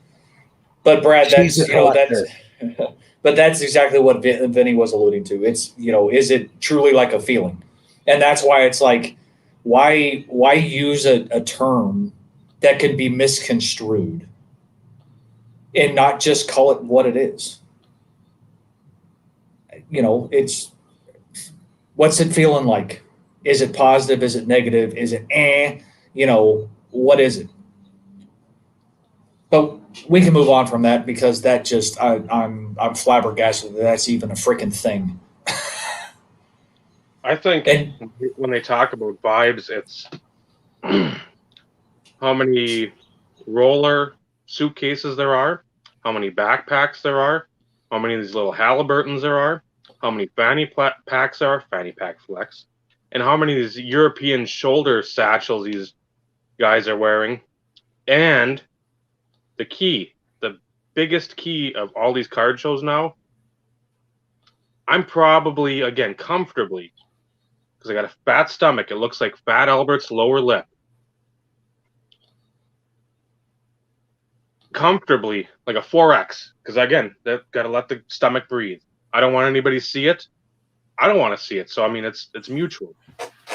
Some of these guys are still rocking the same shit they wore in high school, in like middle school. It's time to bump up that wardrobe. You got a lot of money into cards. You don't need to be wearing a schmedium. You're not a schmedium anymore. Okay? I don't need to see moobs. Again, you're not going on some underwater expedition. This isn't a wetsuit. please, if you've got $50,000 into a LeBron auto, divest some of those funds into a little bit of a new wardrobe. Please. For everybody. It's that. It's a good thing I didn't take a drink of beer because I probably would have spit that shit all over the place. That was fantastic. I'm like Vinny. I'm like I got tears in my eyes. That was greatness. Where's We my need to- Taylor? We need to cut that portion of the show and put it up as a YouTube short. Probably get a freaking 100,000 views just in that little small segment. Oh, that was greatness. It's a struggle to watch some of that stuff because I'm like, I like wearing basketball jerseys. I think I've got one that might fit, but I'm not going to just wear a basketball jersey at a card show because, man, nobody wants to see all that. So that would be how my interpretation of the vibe are going to be. Who's wearing clothing that's too tight, all the stuff from middle school, and then all the accessories that you have. And the cool watches, too. We got to have those cool watches because we're not on our phones 95% of the time. I need to show that Rolex that's like, oh, what's going on, huh? Yeah, Yeah, so Dave, I will take over ownership.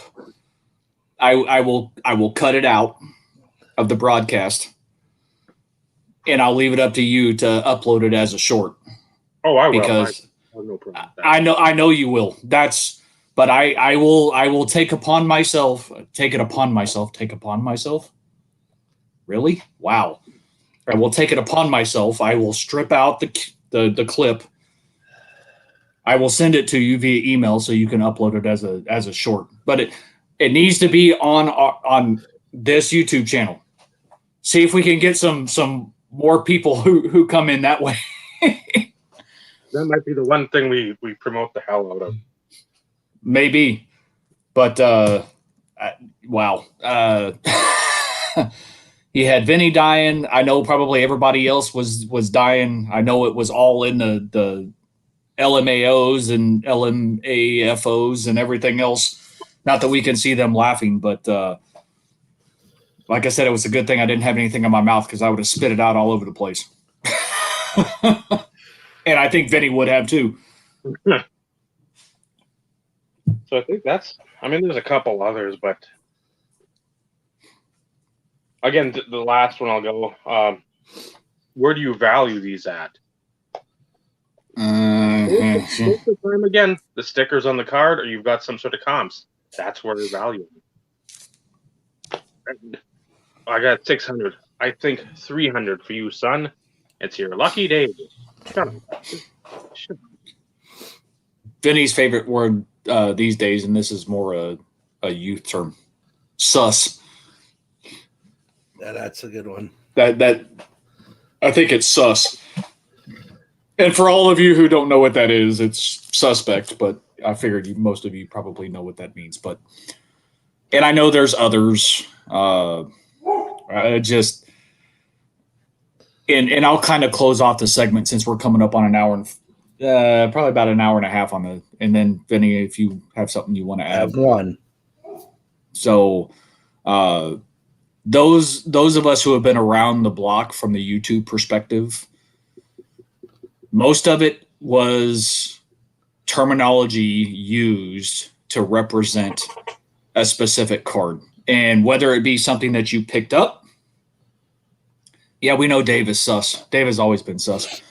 But he doesn't deny that either. It was, adjectives to describe a card that either somebody picked up or a card that was sent to somebody. Those were the buzzwords. Those were the slang words that were thrown around back in those days.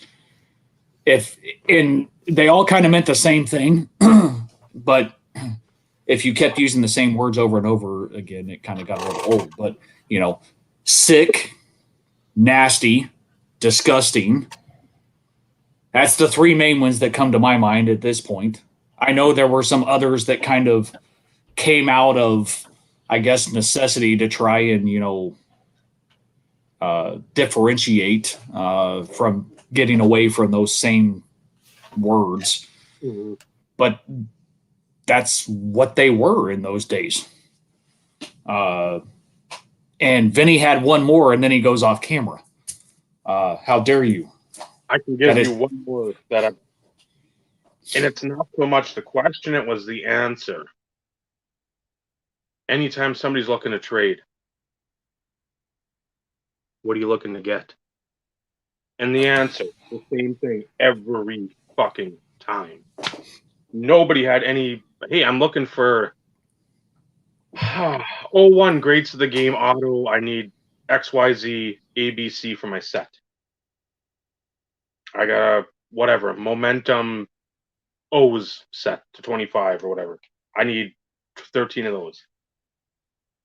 LeBron, Jordan, Kobe, Brady. The GOAT. Yep. Always looking for anything, and then go back to the ones we said earlier. Anything that's fluid, anything that's liquid. Shut up. Go kick rocks. Which one do you have, Vinny? So, influencer. It is fine. It is fine for someone to call you an influencer. I don't care if someone bestows that on you. But when you call yourself an influencer, this I have issues with.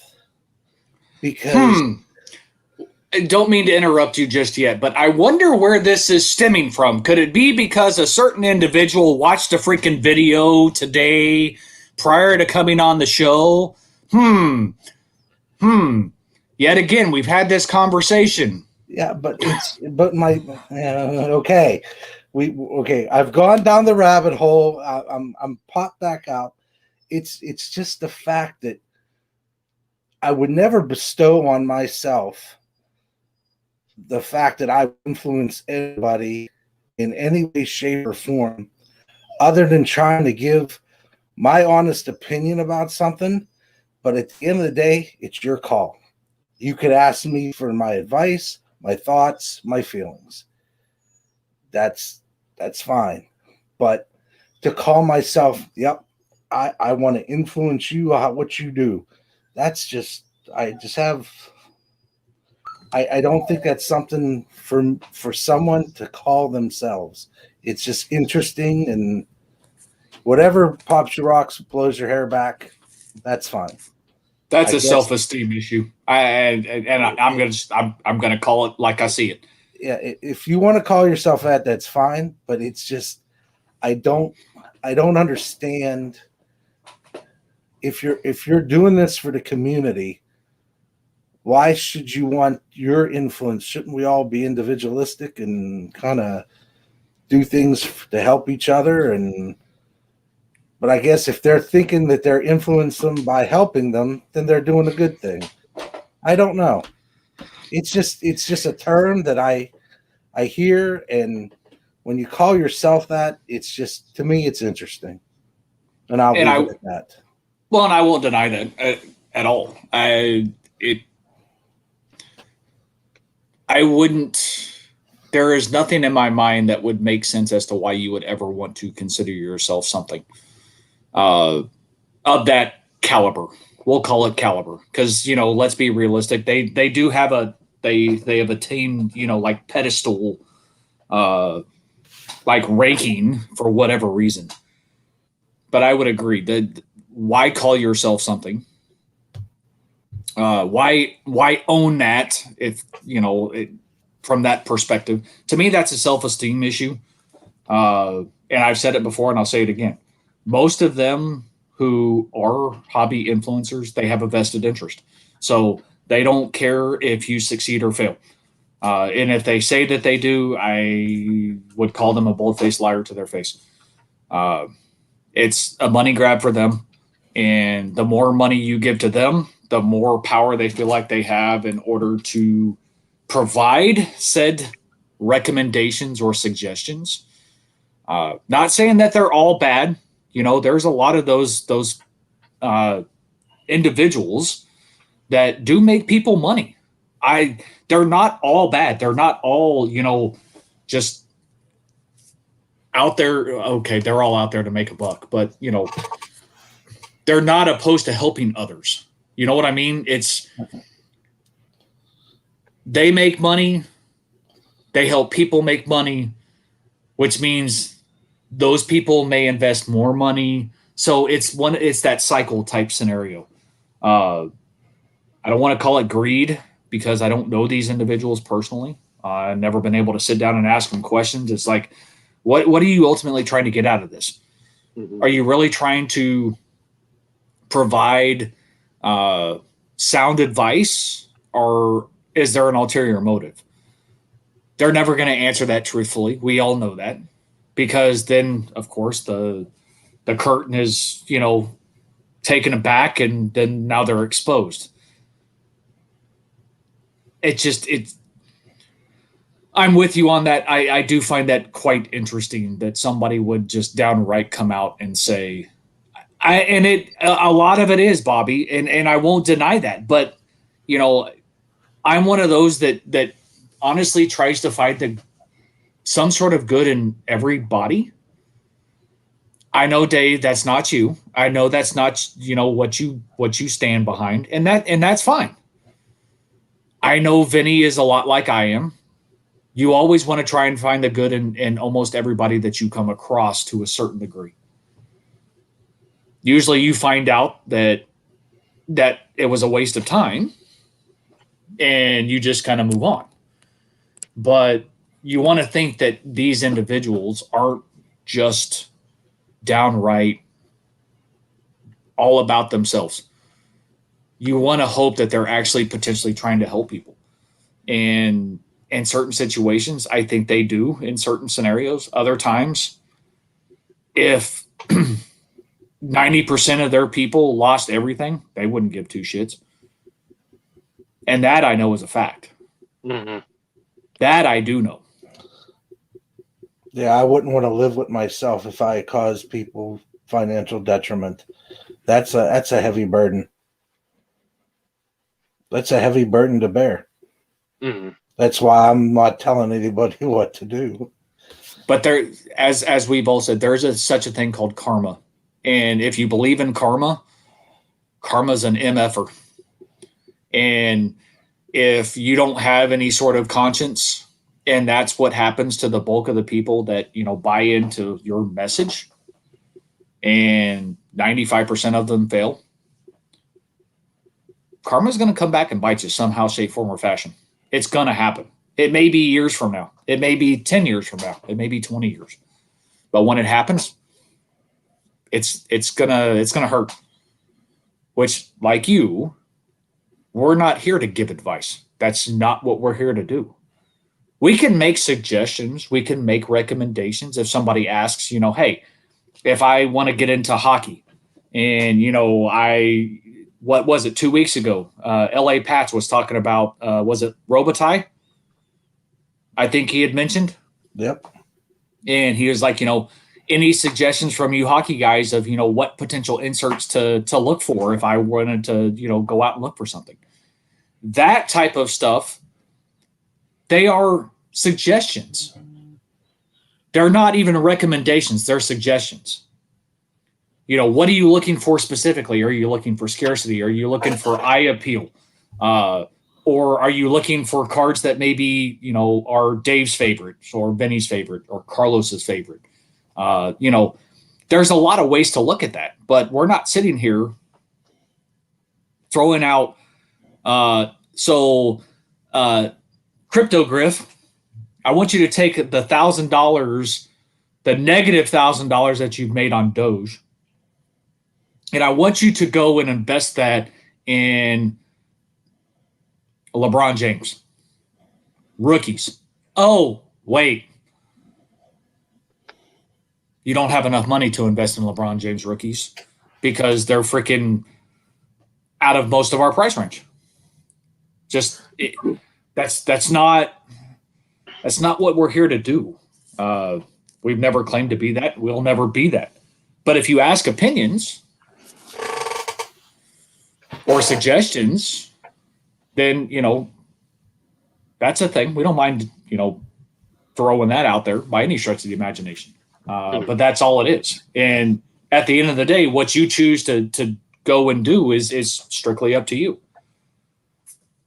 But I think this is a good segue, though, into going back to the previous question about what percentage or how many of these flippers or investment advice people, how many are going to be around in a couple of years? How many of them are going to disappear? And the question becomes, is it even going to be 2 years? Is it going to be 18 months? Is it going to be a year? Is it going to be 3 months from now? Because remember, the market is crashing, folks. Oh, I forgot. No, I can't use that term. Can't use that term. Market's not crashing. We all know that the market is softening. It is coming back to a little dose of reality. We've been on a major high on the roller coaster for some time. The ceiling has been blown out of the water for a lot of cards. Stabilization, normalcy, a few other words you could probably throw out there. No, Ed, he was not right. Crash means it all goes away. It's not going to be that.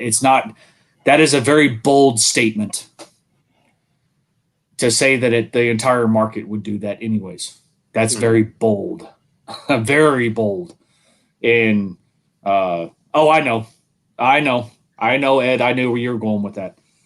But out of curiosity, so we've got card investor, we've got collector, investor, dealer. I mean, he was new to the mix around the explosion of the hobby market. You've got Vegas Dave, you've got Gary V. You can probably throw Logan Paul into the mix, even though he's really not pushing stuff. He's flexing his BGS Pristine 10 Charizard.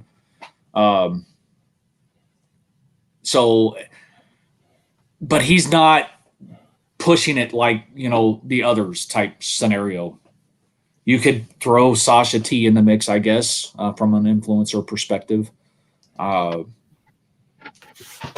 So from where we are now, and we've noticed some softening, and I will use that term, even though I really don't like it, in a lot of areas, but the entire card market is not softening. It's certain areas, we can call it.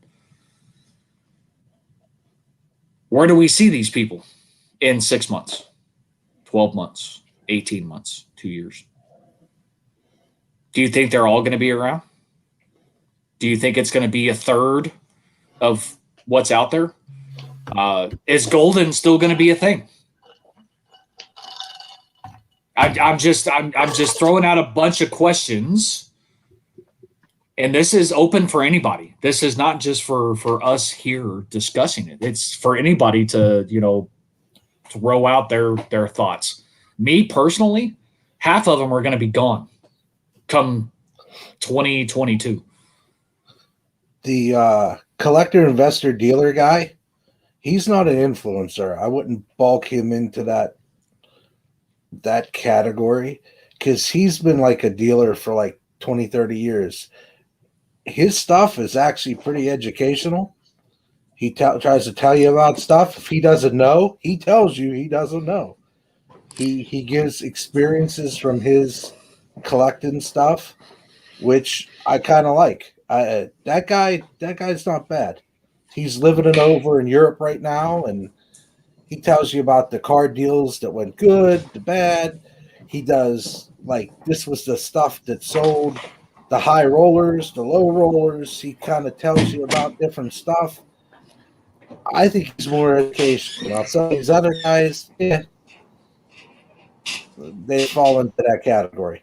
But that guy there, Here's some educational stuff to him. I like it.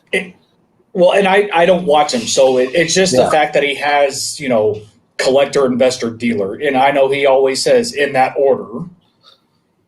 But, when you start using the term investor, that can have some connotations of the possibility of interjecting the ability to influence somebody else, which is why. Now, thank you for clarifying. I've never watched the guy. I've only gone off what you guys have said.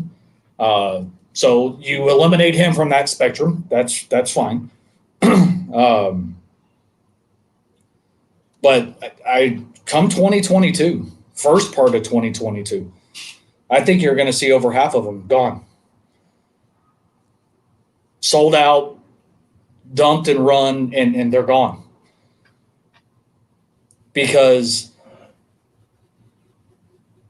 the hype is going away. The hype is slowly starting to dwindle in the card market. Even with Golden still doing what he's doing, he's only throwing it out there. He's only providing factual information. He's the platform that sells the cards. Mm-hmm. So he's not pumping and dumping. He's marketing. Yeah. He's marketing that his auction house gets top dollar for these cards. He's running a business. But he's not influencing the prices. He asks, exactly. He asks questions, what do you think this card's going to be in 10 years? We hit an all-time high. What do you think it's going to be in 10 years? Well, and certain things, it's like, I almost want to sit there and be like, it's going to be worth nothing. Because that's going to be the case in certain scenarios. It's going to happen. But come, January, February, March of next year, a lot of these people are going to be gone. I've already seen people that I used to watch religiously. I can't even find them now. There's people that they haven't done videos in 8 to 10 months. I mean, I wish them well. I wish them the best. I don't want to see anybody fail. But what's going to happen? We don't know. Are you going to keep on doing it because you were a collector, or what were you doing it for in the first place? Maybe true intentions and true. I think the IRP will be around for the next 50 years, hopefully, because it's our hobby, it's our hangout, it's our thing. But I don't see Dave and I doing this when we're 92 years old. I'm just going to throw that out there. Maybe our kids will do it. I don't know. but you get my picture. I do. But is it going to have the same appeal to them? And I think some of them, there's some of these people out there that I think that they're going to keep on dredging through. I think they're going to be there. And the people that are just doing their thing and enjoying it the whole time, they'll probably be around. Now, other people, when it's not maybe fashionable, when it's not self-serving, maybe they get out. I don't know. But you know what? Maybe they all take a loss, but they say, dang, I really love this. I'm going to keep on putting out videos because I like people. I like interacting. It's another thing when somebody said, well, I met these 3 people and they go, you know who you are. Well, if you don't know Paul or you don't know Carlos or Bob or Ed, if you don't know the people watching everybody, at least by their screen name of the show, there's a problem there. You know who you are. I'm aware. You should know who you are. But if the people hosting the show don't know the people that are religiously there and always interacting and talking, there's a problem. I mean, when Paul wasn't here for 2 or 3 weeks, we're DMing him and saying, "Where are you? Yep. You okay? Yep. Everything Yeah. all right?" All good. Yep. There's more than the cardboard, and I Yep. think that's, if anything, if it all went away, would you still want to talk to him about something else? And this is positive Vinny talking. Yep. Which, I can appreciate it. I'm going to be honest with you. I can appreciate the glass half full. In my working world, I am the glass half full kind of person. I am. In real life, I am not. I'm the realist. Most of these people, the interactions that they have with individuals, they are business dealings. They are associates. They are customers. They are dealers. They are wholesalers, whatever. These are all business deals. These are all business associates. 95% of them could give two shits what your dog's name is, your kid's name is, your wife's name is. They don't give a shit. So from that perspective, the relationship is not there. It's never going to be there. It's a business arrangement. It's a business deal. So with that in mind, will there be an increased number of dealers potentially that stick around and maintain being a dealer? I think that that's a thing. I think that that is a good possibility. Because if they enjoy the hobby for what it is and the hobby economy as a whole, then there's nothing wrong with that. The more dealers you have, and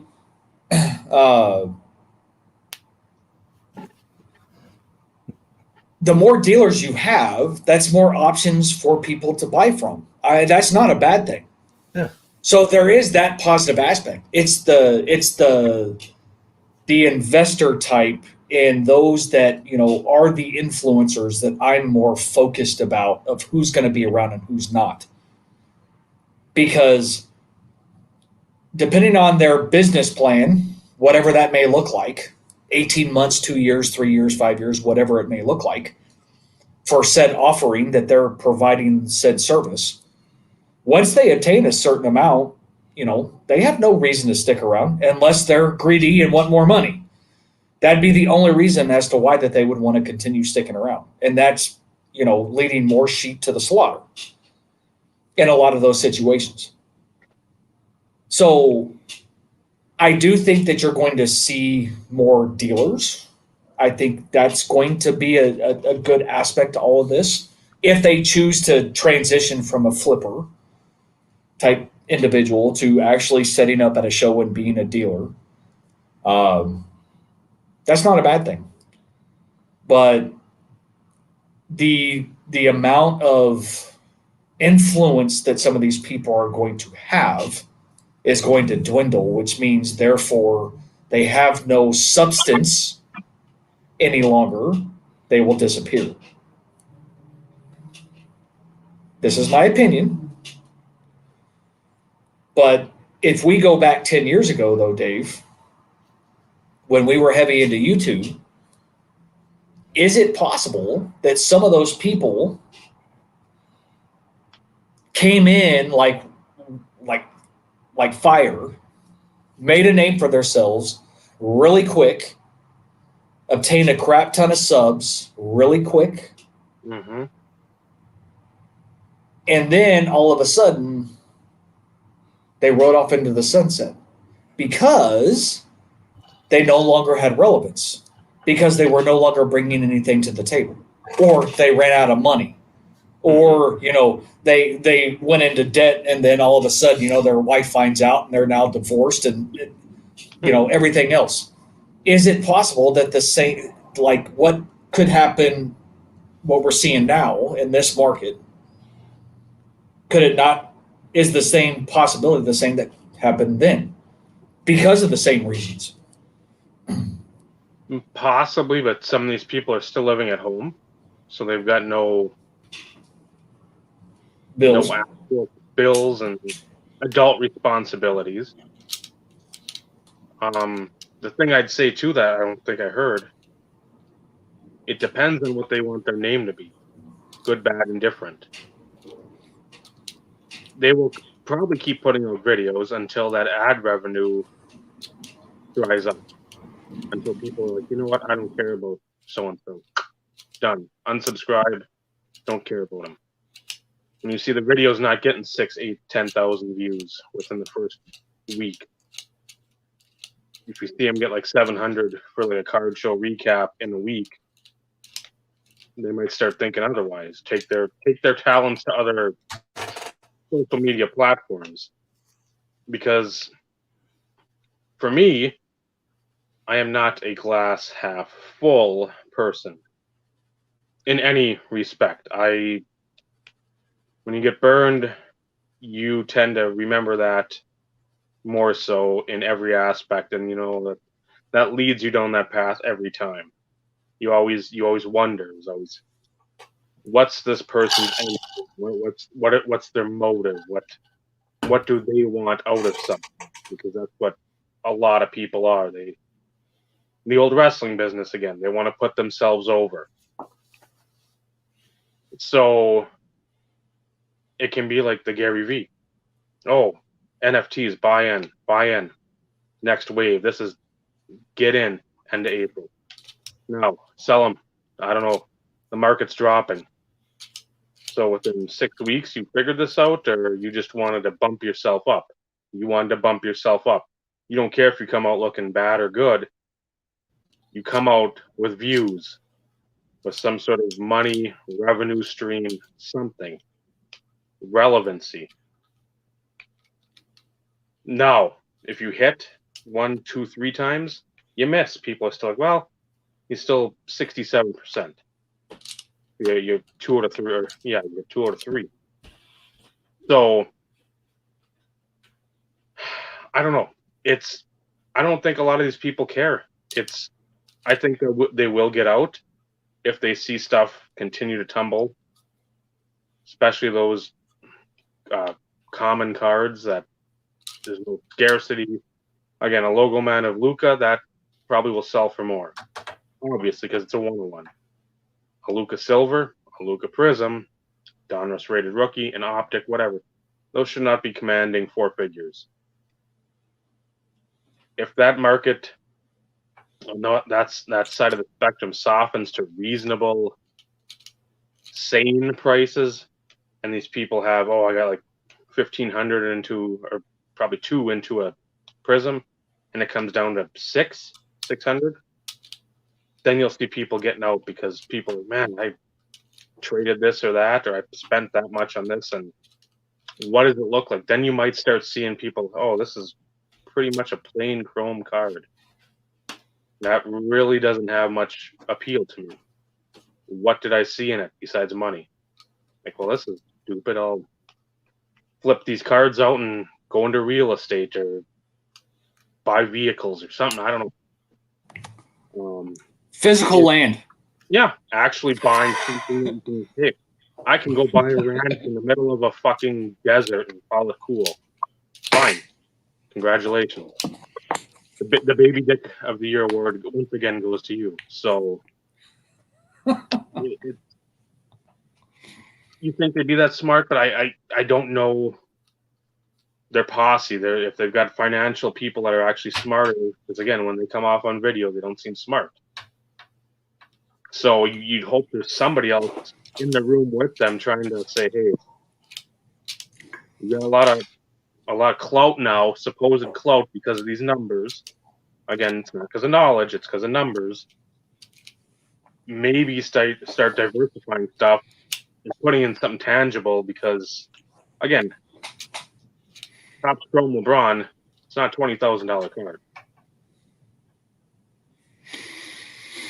Buy a house, buy something that, or put that towards a house, put something where guess what? If this well dries up, guess what? Got this well over here that's full. So I don't know what their circle and their financial teams are worth or what they've got. So I guess we'll find out in time.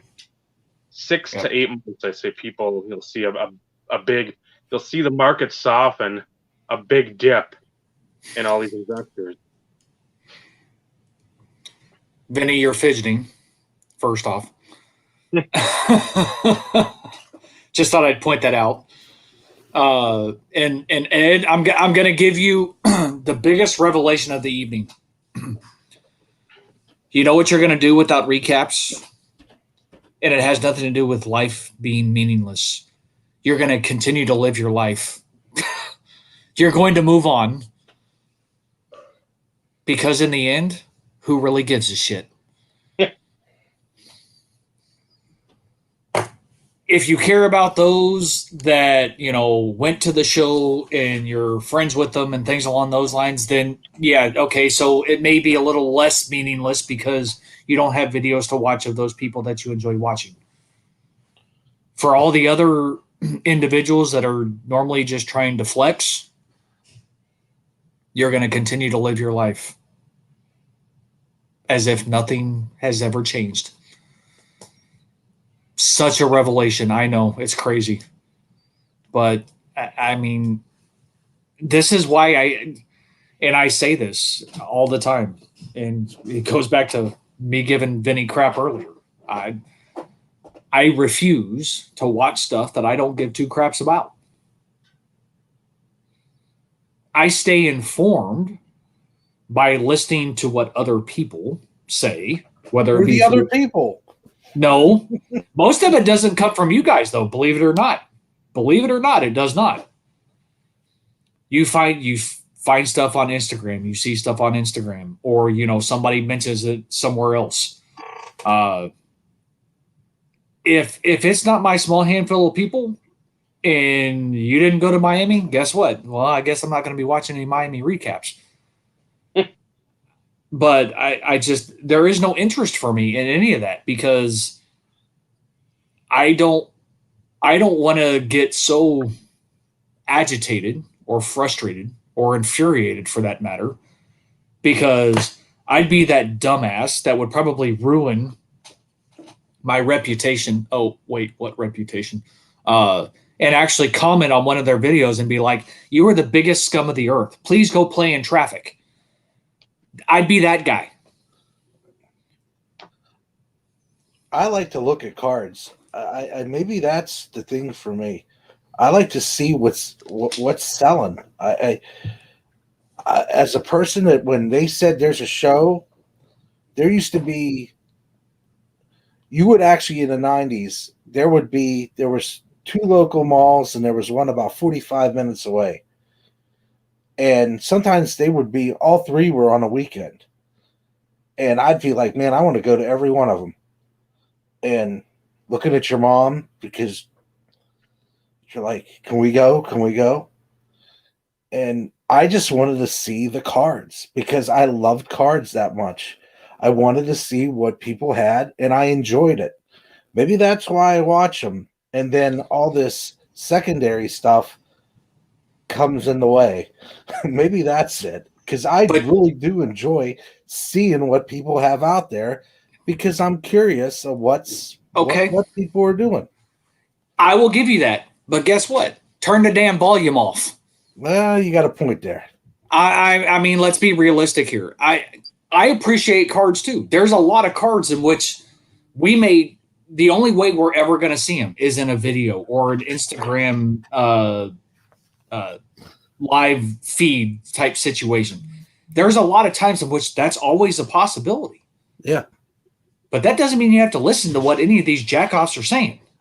Because do you really care? Do you really care how much they paid for the card? Not really. Do you really care how they got the card? Especially knowing the type of person that they are, whether it be an influencer.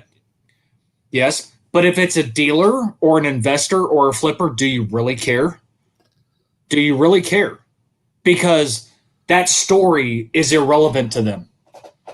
It's just a story. It's just to, make up this big, long buildup or this huge buildup to then be able to move a card later on. The story of acquiring a card for a collector has substance. It means something. For a dealer, flipper, investor, it's what's next. Yeah, it took me 2 years to work this deal, and I had to do this. Do you really care? No, because they only did it so they could move it for a profit. Now, Vinny, if you were working on a deal for 2 years for, your holy grail of Mario Lemieux cards, you're damn right. I want to hear that story. I want to know all about it from the beginning to the end. And then I want to see the card. But for somebody who's a dealer or an investor or a flipper, do you really care? Because there's no attachment to it. We are attached to things. That's the difference. So that means something. Half full. I get it. I get it. I do. Because like I said, I live that world in my daily job. I have to. But here, no. Turn off the damn volume. Turn off the volume and enjoy the cards. Because I can understand the appreciation for that. Without a doubt. Without a doubt. And maybe I should do the same thing, because there could be a lot of things that I could say or that I could see that, I'll never in my life get to see other than that. But I don't care. I don't care about the interaction. I don't care about the transaction. I don't care about what it costs. I don't care. Because guess what? It does not impact me. Most of those things, you, me, Dave, Carlos, Ed, Ty, Mike, Dr. Exclusive, Yannick, and the list goes on and on and on and on and on, that we'll probably never afford. We will never have in our possession. Could we have? I said this before. Absolutely. If we would have done something years ago, possibility was potentially there. But a lot of those situations, those are long gone. Those are long gone. You're not going to get a Jordan rookie for, $5,000, $4,000. It's going to cost you. And that's because the ceiling has increased for that card. You're not going to get a LeBron Topps flagship rookie graded for less than however many thousands of dollars. That ship has sailed. If you're talking about a few $1,000s in some situations, some of us may be able to find ways to pull something like that together, whether it be a cash trade deal. But these big cards, these $100,000 cards, $50,000 cards, we get to live vicariously through these people. But like Bobby ended up saying earlier, most of those transactions, dealer to dealer. It's a business transaction. That's not dealer to collector. So, I have much love for you, Vinny, but I give you crap too, because I can do that. I can do that. Just like you can give me crap for things too. And we'll hug it out afterwards, because that's what we do. But it just,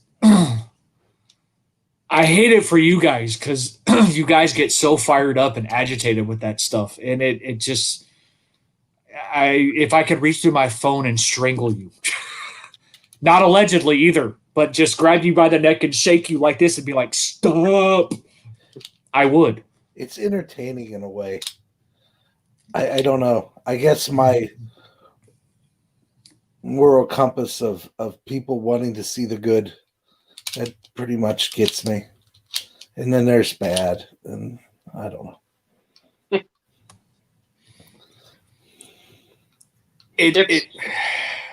Go ahead, Dave.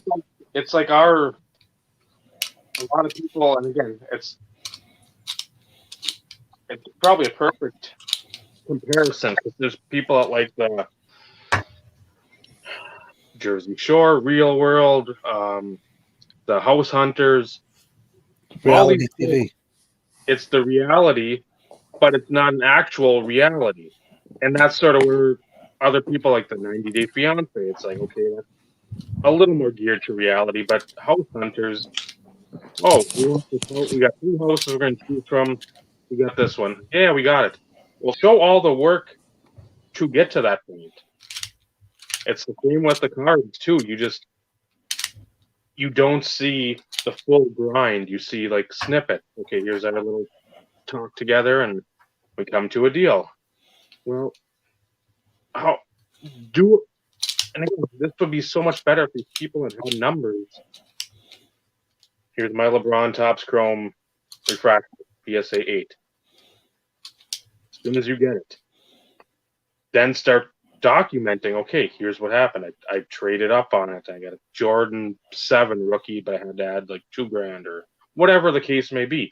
Do something like that where if you're not doing anything else to this whole card stuff, you're at least showing somebody, hey, this is how you can trade up successfully. Or this is how you trade down successfully. And then branch out. But the reality of it is just we just want toilet flower cards, unicorns, and rainbows. We don't want to show negativity because you know what that means? People start thinking that we're negative, and we're not. It's just a one big family here, man. I appreciate you, bro. Another great deal. And that's where I think I can tolerate it for the same reasons, Vinny, that you want. I want to see cards because, again, if I'm seeing stuff around here, I know Joey, I haven't seen Joey in here at all tonight, but the Packer stuff, Viking stuff, you have some sprinkling of the high-end stuff, but it's grossly overpriced. And you see a lot of Bobby's, knickknacks, trinkets, sort of the other stuff. And I'm like, okay, I'm not seeing like 4 display cases of stuff I can appreciate. I don't really want. If it was bestowed upon me, I'll take it. But it's not something I'm actively chasing. I'm not chasing Giannis gold prism autos to 10. I'm not chasing Steph Curry NTs. I'm not chasing any of this stuff. But I can appreciate it. More so than, again, the house hunters. I remember memes 6-8 years ago. I collect butterflies and I separate salt pieces. We have a budget of $2.3 million. It's like, well, how this come about? At least with all these people, they live with their parents. They have no other bills. Everything's paid for by them. So I don't know. I like card. That's always gonna be a draw just to see card shows because up here there isn't shit. I mean, I have to go to the cities, and I don't want to go to the cities because there's no police down there. So, and if I'm carrying all my brochures down there, I know I need like a White House detail to get through.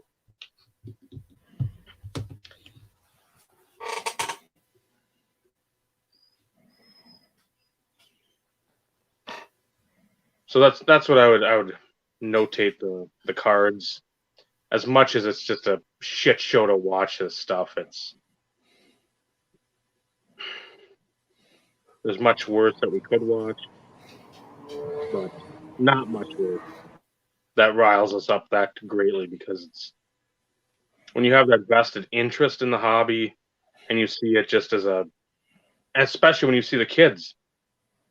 We talk about wanting to get the kids in it, our kids, just other kids, and you see these dipshits are leading the way for the kids, and that's what they think this hobby should be about. Everybody needs roundhouse kicks.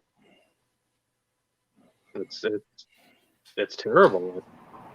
Now the question is, Dave, since you were alluding to your rotund self, are you going to give said roundhouse kicks? Because if so, I'd like to watch that. I might need a walker to stabilize myself quite a bit, but and I need hydration. So I just thought I'd ask, because I just want to make sure that if that happens, I want to make sure that I'm there so I can record it. Well, yeah, you don't worry. It can be the new placeholder for the channel, like the descriptor. So yeah, when you see like 10-year-old kids with their little Halliburtons or 12-year-olds. It's like, really? Whatever happened to just like the little white 100 count box or 150 count box, and you got 20 cards in there that are pretty good, that you think are good. So, no, now it's fucking briefcases and Men in Black stuff. And Well, it's because, some of it, these individuals found a way to leverage mom and dad briefly enough to get themselves in, and they found a way to make it work. And like I've always said, anybody can do it as long as they put forth the effort and they put in the work. The only difference is about how you carry yourself at some point. Mhm. And what you see a lot of times in these vlogs is not always the entire reality. It's not the whole thing. It's bits and pieces because editing software works wonders. Mhm. So it's the openness and everything else in, moving the curtain aside and really getting a full vision of what's going on could change the approach for a lot of people. But that doesn't make for good watching. No. You want to focus on the high points or the low points, or in a combination of both, in order to that's what you want to put out there. But that's not always the reality. No. Because, as we said, it's not all toilet flower cards and unicorns and rainbows. That's going to be the next thing that goes viral, is the hashtag of just waiting for that to happen. I'm surprised Paul hasn't put it in the chat, because I'm pretty sure he's the one who threw it in last episode after I quoted it so graciously after your initial toilet flower.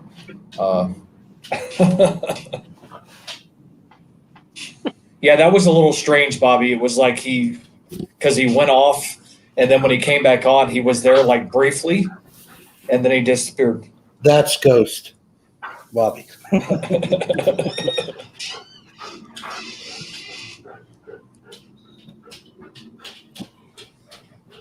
So, do we want to touch on the possibility of a Vegas National to wrap it up? Yeah, we can do that. Couple of videos, and again, this has to coincide with even the Wisconsin Dells. And if any of these bumbling dipshits that call themselves influencers should happen to come at like the 2.5 hour mark on the video afterwards, it's not Wiz Dells. Just fucking call it the Dells. That's what everybody else calls it. The Dells. You don't call it the Auburn Palace, you call it the Palace. Get it right or pay the price. But they had a bar there. You saw some of these folks in Dallas, because I think there's a bar there somewhere close by. I want to say in that convention center, like right outside where a lot of these deals were getting done after the show. There were liquid libations there. You saw, and I know I saw in one of the Miami videos, after hours entertainment and maybe like a club or something, which I'm fairly certain you can't do or you're not supposed to do. Like that's one of the unwritten rules. But again, people have money, so rules don't apply. So it led me to think, I'm like, okay, Vegas was always, well, you can't go there. You have too many people gambling with the money. Well, What are they doing now, technically? Outside of Chicago, I want to say in Gary, Indiana, which isn't more than a maybe half-hour drive, I want to say there's a casino there. I remember the 2011, people were talking there going over there. More so in the last 4 years when they had the Chicago shows. They're talking about going over there and gambling and whatever. I'm going to say Vegas is a reality within the next 3 years. Especially, and again, this is towards the later half of this decade, Tampa Bay, their lease is up, I think, in 2027 for the Devil Rays or the Rays. I highly doubt a stadium gets done there. It's not going to be like 1991 or 2 when the San Francisco Giants are rumored to go to either Vegas or Fort Lauderdale or St. Petersburg. I bet you Tampa Bay heads out to Vegas. They've already got their football team. They've already got their hockey team. Guess what? You need a summer sport. You need that bridge. You're going to have Tampa Bay going out there, and that just makes it that much more attractive down the road. I still think between now and then it happens because you need something to fill in Cleveland. And you need to somehow appease that West Coast because you're not going back to Anaheim. That's just a shit show out there with traffic and trying to get around. I say Vegas because it's a central hub for everybody else. I don't know like what that situation is, but I'm sure they can make it work. And again, if you're starting to base it more on it's not the curmudgeon-y old dealers, you're getting new blood in there.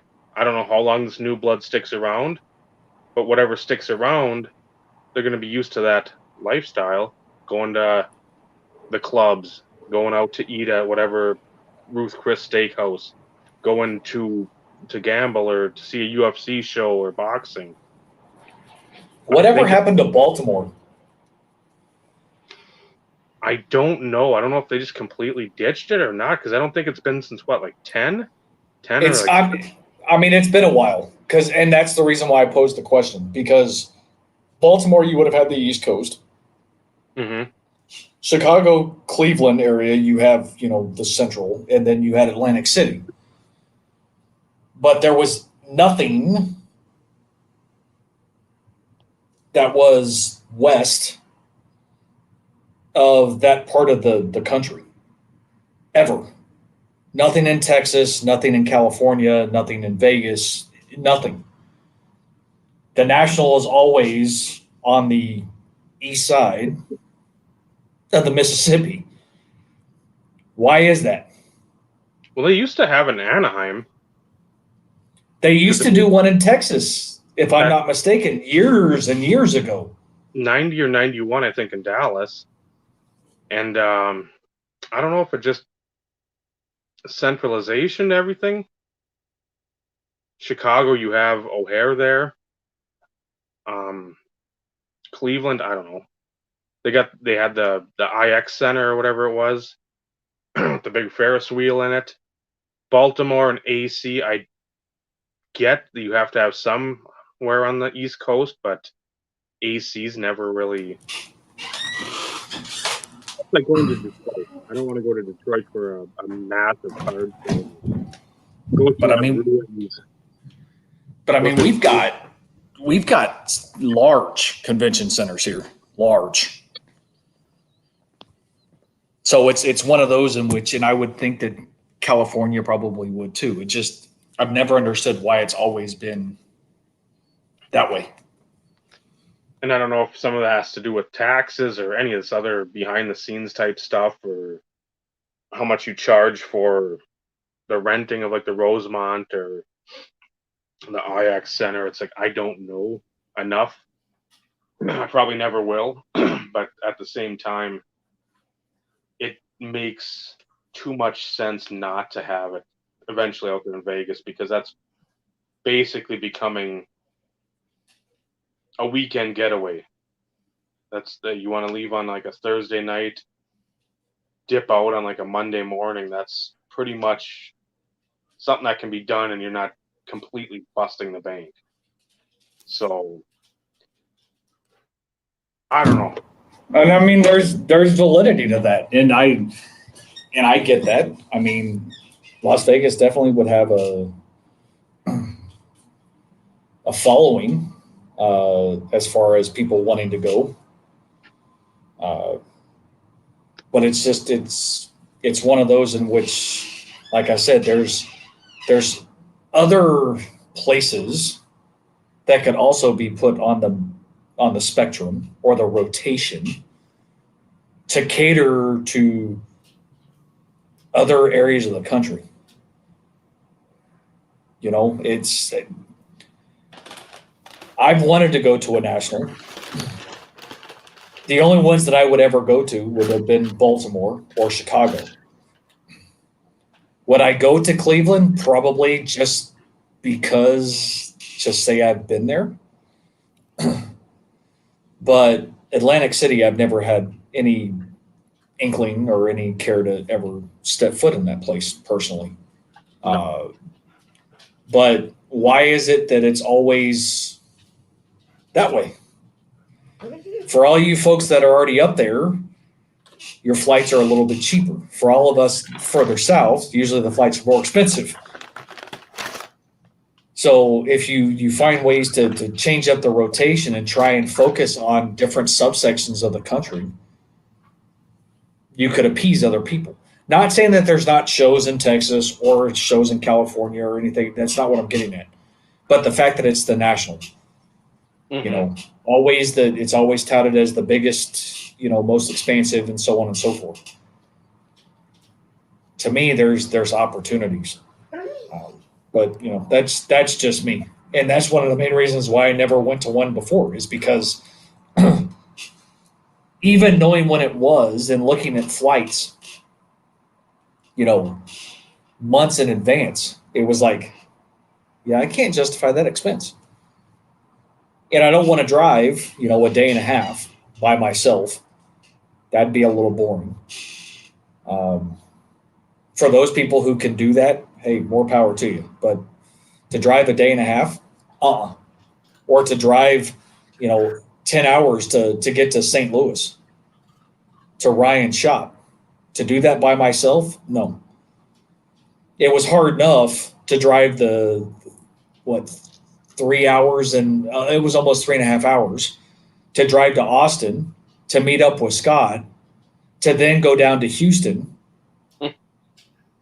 to then drive back in the same night with him, stay the night, and then leave the following day to come home. That's a lot of windshield time. Yeah. At least from Austin to Houston and Houston to Austin, you know, we were together. Yeah. So it's not boring. You're at least having conversation. But to have windshield time by yourself for extensive amounts of time, that sucks. That sucks. Yeah, I can't do that. I can't do that by myself. I can't. I think it was, I'm trying to think how many hours from here. It was 10 or 12 from here to St. Louis. I did that in a day. The Chicago, I've driven to about right outside of Chicago, stayed at my buddy's house. Then we went to another friend's house and then left Aurora. And then we went to Cleveland. So, I mean, I drove down there, and that's 10 and a half, depending on traffic when you hit that. And then to Cleveland, I don't think it was terribly long. It might have been like 4.5 ish, maybe 5. It didn't seem like it was horrendously long, but yeah, that's, and especially if you're going in somewhere in the country. Like once in a while, I like to take a back road. I want to just do something different. Just because, again, if you're driving that long, I don't need to see interstate. I want to go through like a small town and see what's going on over there. But yeah, if you're going interstate, if you're going down 35, it's Boresville. I mean, it is just the pits, literally. So, yeah, you'd like to see. I think again, Chicago, with it being centrally located, you have the huge airport there. Like it's not. I know hotels. You have hotels right outside the convention center, and several of them. I mean, several within like a mile, 2 miles. So that's always going to be, I think, the one that will basically be the one that never goes away. AC, again, I've never been out there. I don't, like you said, I don't give a shit to ever go there. That means the only thing I've ever wanted to do is like fist pump and do some GTL Gym 10 laundry. See if I can find the Guidos and the Guidettes of my Jersey Shore. Vinny, I want to find the other Vinny, the second Vinny, Pauly D, The Situation, Snooky, JWoww. I want to see these people, Ronnie. But anything else, there's nothing there that's appealing. Floribama Shore, baby. Yeah. And no, Paul, there would be no Willie Nelson. It would probably be Slipknot on freaking repeat. Get out of my way. See, I like listening to talk radio. Then I'll listen to regular music, but then it's talk radio or something, even if it's sports talk, regular talk, whatever, because I'll talk to myself just to keep awake and entertain. No, it's not really entertain, but just like you need to do that because otherwise it's like, oh, here's another semi. There's another semi. Oh, there's a Tesla. Oh, a Subaru. Hooray. Another semi. It's like you have to keep your mind semi-fresh because otherwise it's such a drag. Yeah, 3 to 4 hours is my max to be able to do by myself. I mean, I've driven 11 hours south, and I've driven 11 hours west, and still been in Texas. But I've always had somebody with me. I've never, like I said, 3 to 4 hours is my max, and then it's like I'd go stir crazy. I would go stir crazy. But that's me. But for somebody potentially who travels for work or whatnot and does a lot of driving, then that's nothing. They're used to it. Mm-hmm. I never had to drive for work. I always flew.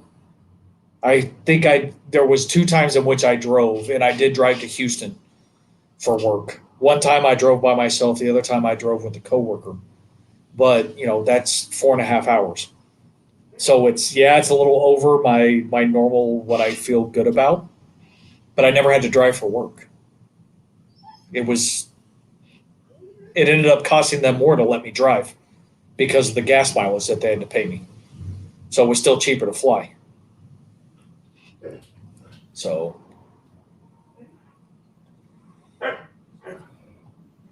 I drove and I flew. What are you trying to say, Bobby? Are you trying to correct my tense of my words in my statement? I got my eye on you, sir. As Vinny's throwing treats across the room to the dogs, so they'll leave him alone. You can't talk. You aren't on mute right now, so you can't actually say something. Cleveland was 2.5 from where I am. Chicago's 5.5, and I've made that trip about a gagillion times for work. Either one of those locations I was down with, probably more so to Cleveland because it was 2.5 hours. Atlantic City, where I am now, probably not a destination. So we'll see where they decide to put it. But there's 3 casinos in Detroit, and there's quite a large convention center that they hold the National Car Expo every year. So if you can fit one model of every car somewhere at Cobo Hall or whatever they call it now, it's Cobo to me. It's a pretty big venue. And, well, they demolished the Palace. No, the Palace is still there, but I don't know what's happening to the Palace, but that'd be an awful large place for a convention. I don't know. We'll see. I have more of a desire to go to the Toronto Expo than I do to the National, being hockey centric. But the National would be to see Bob, to see Dave, to see Steve, to see Ed, etc., etc. That would be the reason to go to a National. wouldn't be the Cards. And like I said, the Toronto Expo. When I got back into this in 2017, I heard about the Toronto Expo, and I kept on reading about it, looking at it. And I'm like, trying to find videos on it, and I'm like, yep, that's 2 hours from me. Go across the bridge. It's another couple hours to get to Toronto. Boom. Hockey Haven. And I'd probably be in my glory and find every card that I'm missing and be done. But I think Toronto's more of a realistic option in the next 3 years than a national.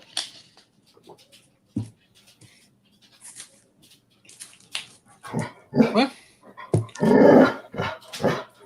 it would be hard for me to get to any of them at this point in time, just because I have plans. But after said plans obtain fruition, then it's a whole different conversation. Yeah, because my wife keeps sitting there saying, you need to plan a guys trip with all your card buddies, and it's like, okay, that's great. Where are we going to meet? That would be convenient for everybody, and for all of us to be able to get off at the same time. And so where do you meet? Missouri for you, Dave, is what, 10 hours? Isn't that what you said? Yeah, Or St. Louis? Yeah. So it'd probably be at least 8 to 9 for Vinny. It would be 10 for me. 3.5 hour flight, though. I know, but I'm talking driving. I'm trying to cut down the expense of people for people. For Bob or for Ed, I don't know. Unfortunately for you Canadian guys, who knows how long that would be unless you were able to fly. But yeah, it's all great in concept, but it'd be very difficult to do. To coordinate something like that, and for all of us to be off at the same time and figure out where would be the most central point to where it's not going to break the bank for everybody to show up. I mean, I'd love to be able to do something, even if it was freaking rent a freaking cabin or a house on a freaking lake or whatever in the middle of freaking nowhere. And no, I'm not talking about Lake Superior. For some people, it would be okay because they're a lot closer. But, for me to fly up to your neck of the woods, Dave, could be fairly expensive. Or for Ed or, Bob. So it, like I said, it's cool in concept. I think it'd be badass. I think it'd be a lot of fun. But, to have it become a reality type situation would be difficult. However, like I said, a few years from now, different situation. I've got to get my financial plans in place to where I want to be, and then we can have that conversation and see if we can't do something. Forget the national, forget the cards. This is about us guys getting together and just having freaking fun, shooting the shit. Face to face. Who gives a crap about cards? Because like we say, that's not what this is about. The cards are what brought us together, but that's not what keeps us together. And with that, we're coming up on the 3 hour mark. Perfect opportunity to close us off, Dave. That's correct, because some of us have to be up early and some of us have to be up at an insanely early time. So since some of us are up early today, 2 hours before they normally get up due to strobe lights outside of the lightning. So we'll thank everyone. Thank Vinny for coming on. Everybody in the chat keeping it lively. Yeah, that's if the national would have happened in like February or March of this year, I could have seen that being something with how much money was going around. But thank everybody for jumping in the chat, and everybody being productive. We always like that. Hopefully you learned something. Hopefully you got a laugh or two. Hopefully you come back for more. Again, it's usually we have a little more leeway with the random banter, but there's a lot of buzzwords and phrases and some of that intelligent lingo that we had to get through. So glad you made it. And again, something different. Not the same old, same old. Not the pumping out the same old content. Not because I'm visually appealing. I know I'm not. So I'll speak for yourselves. so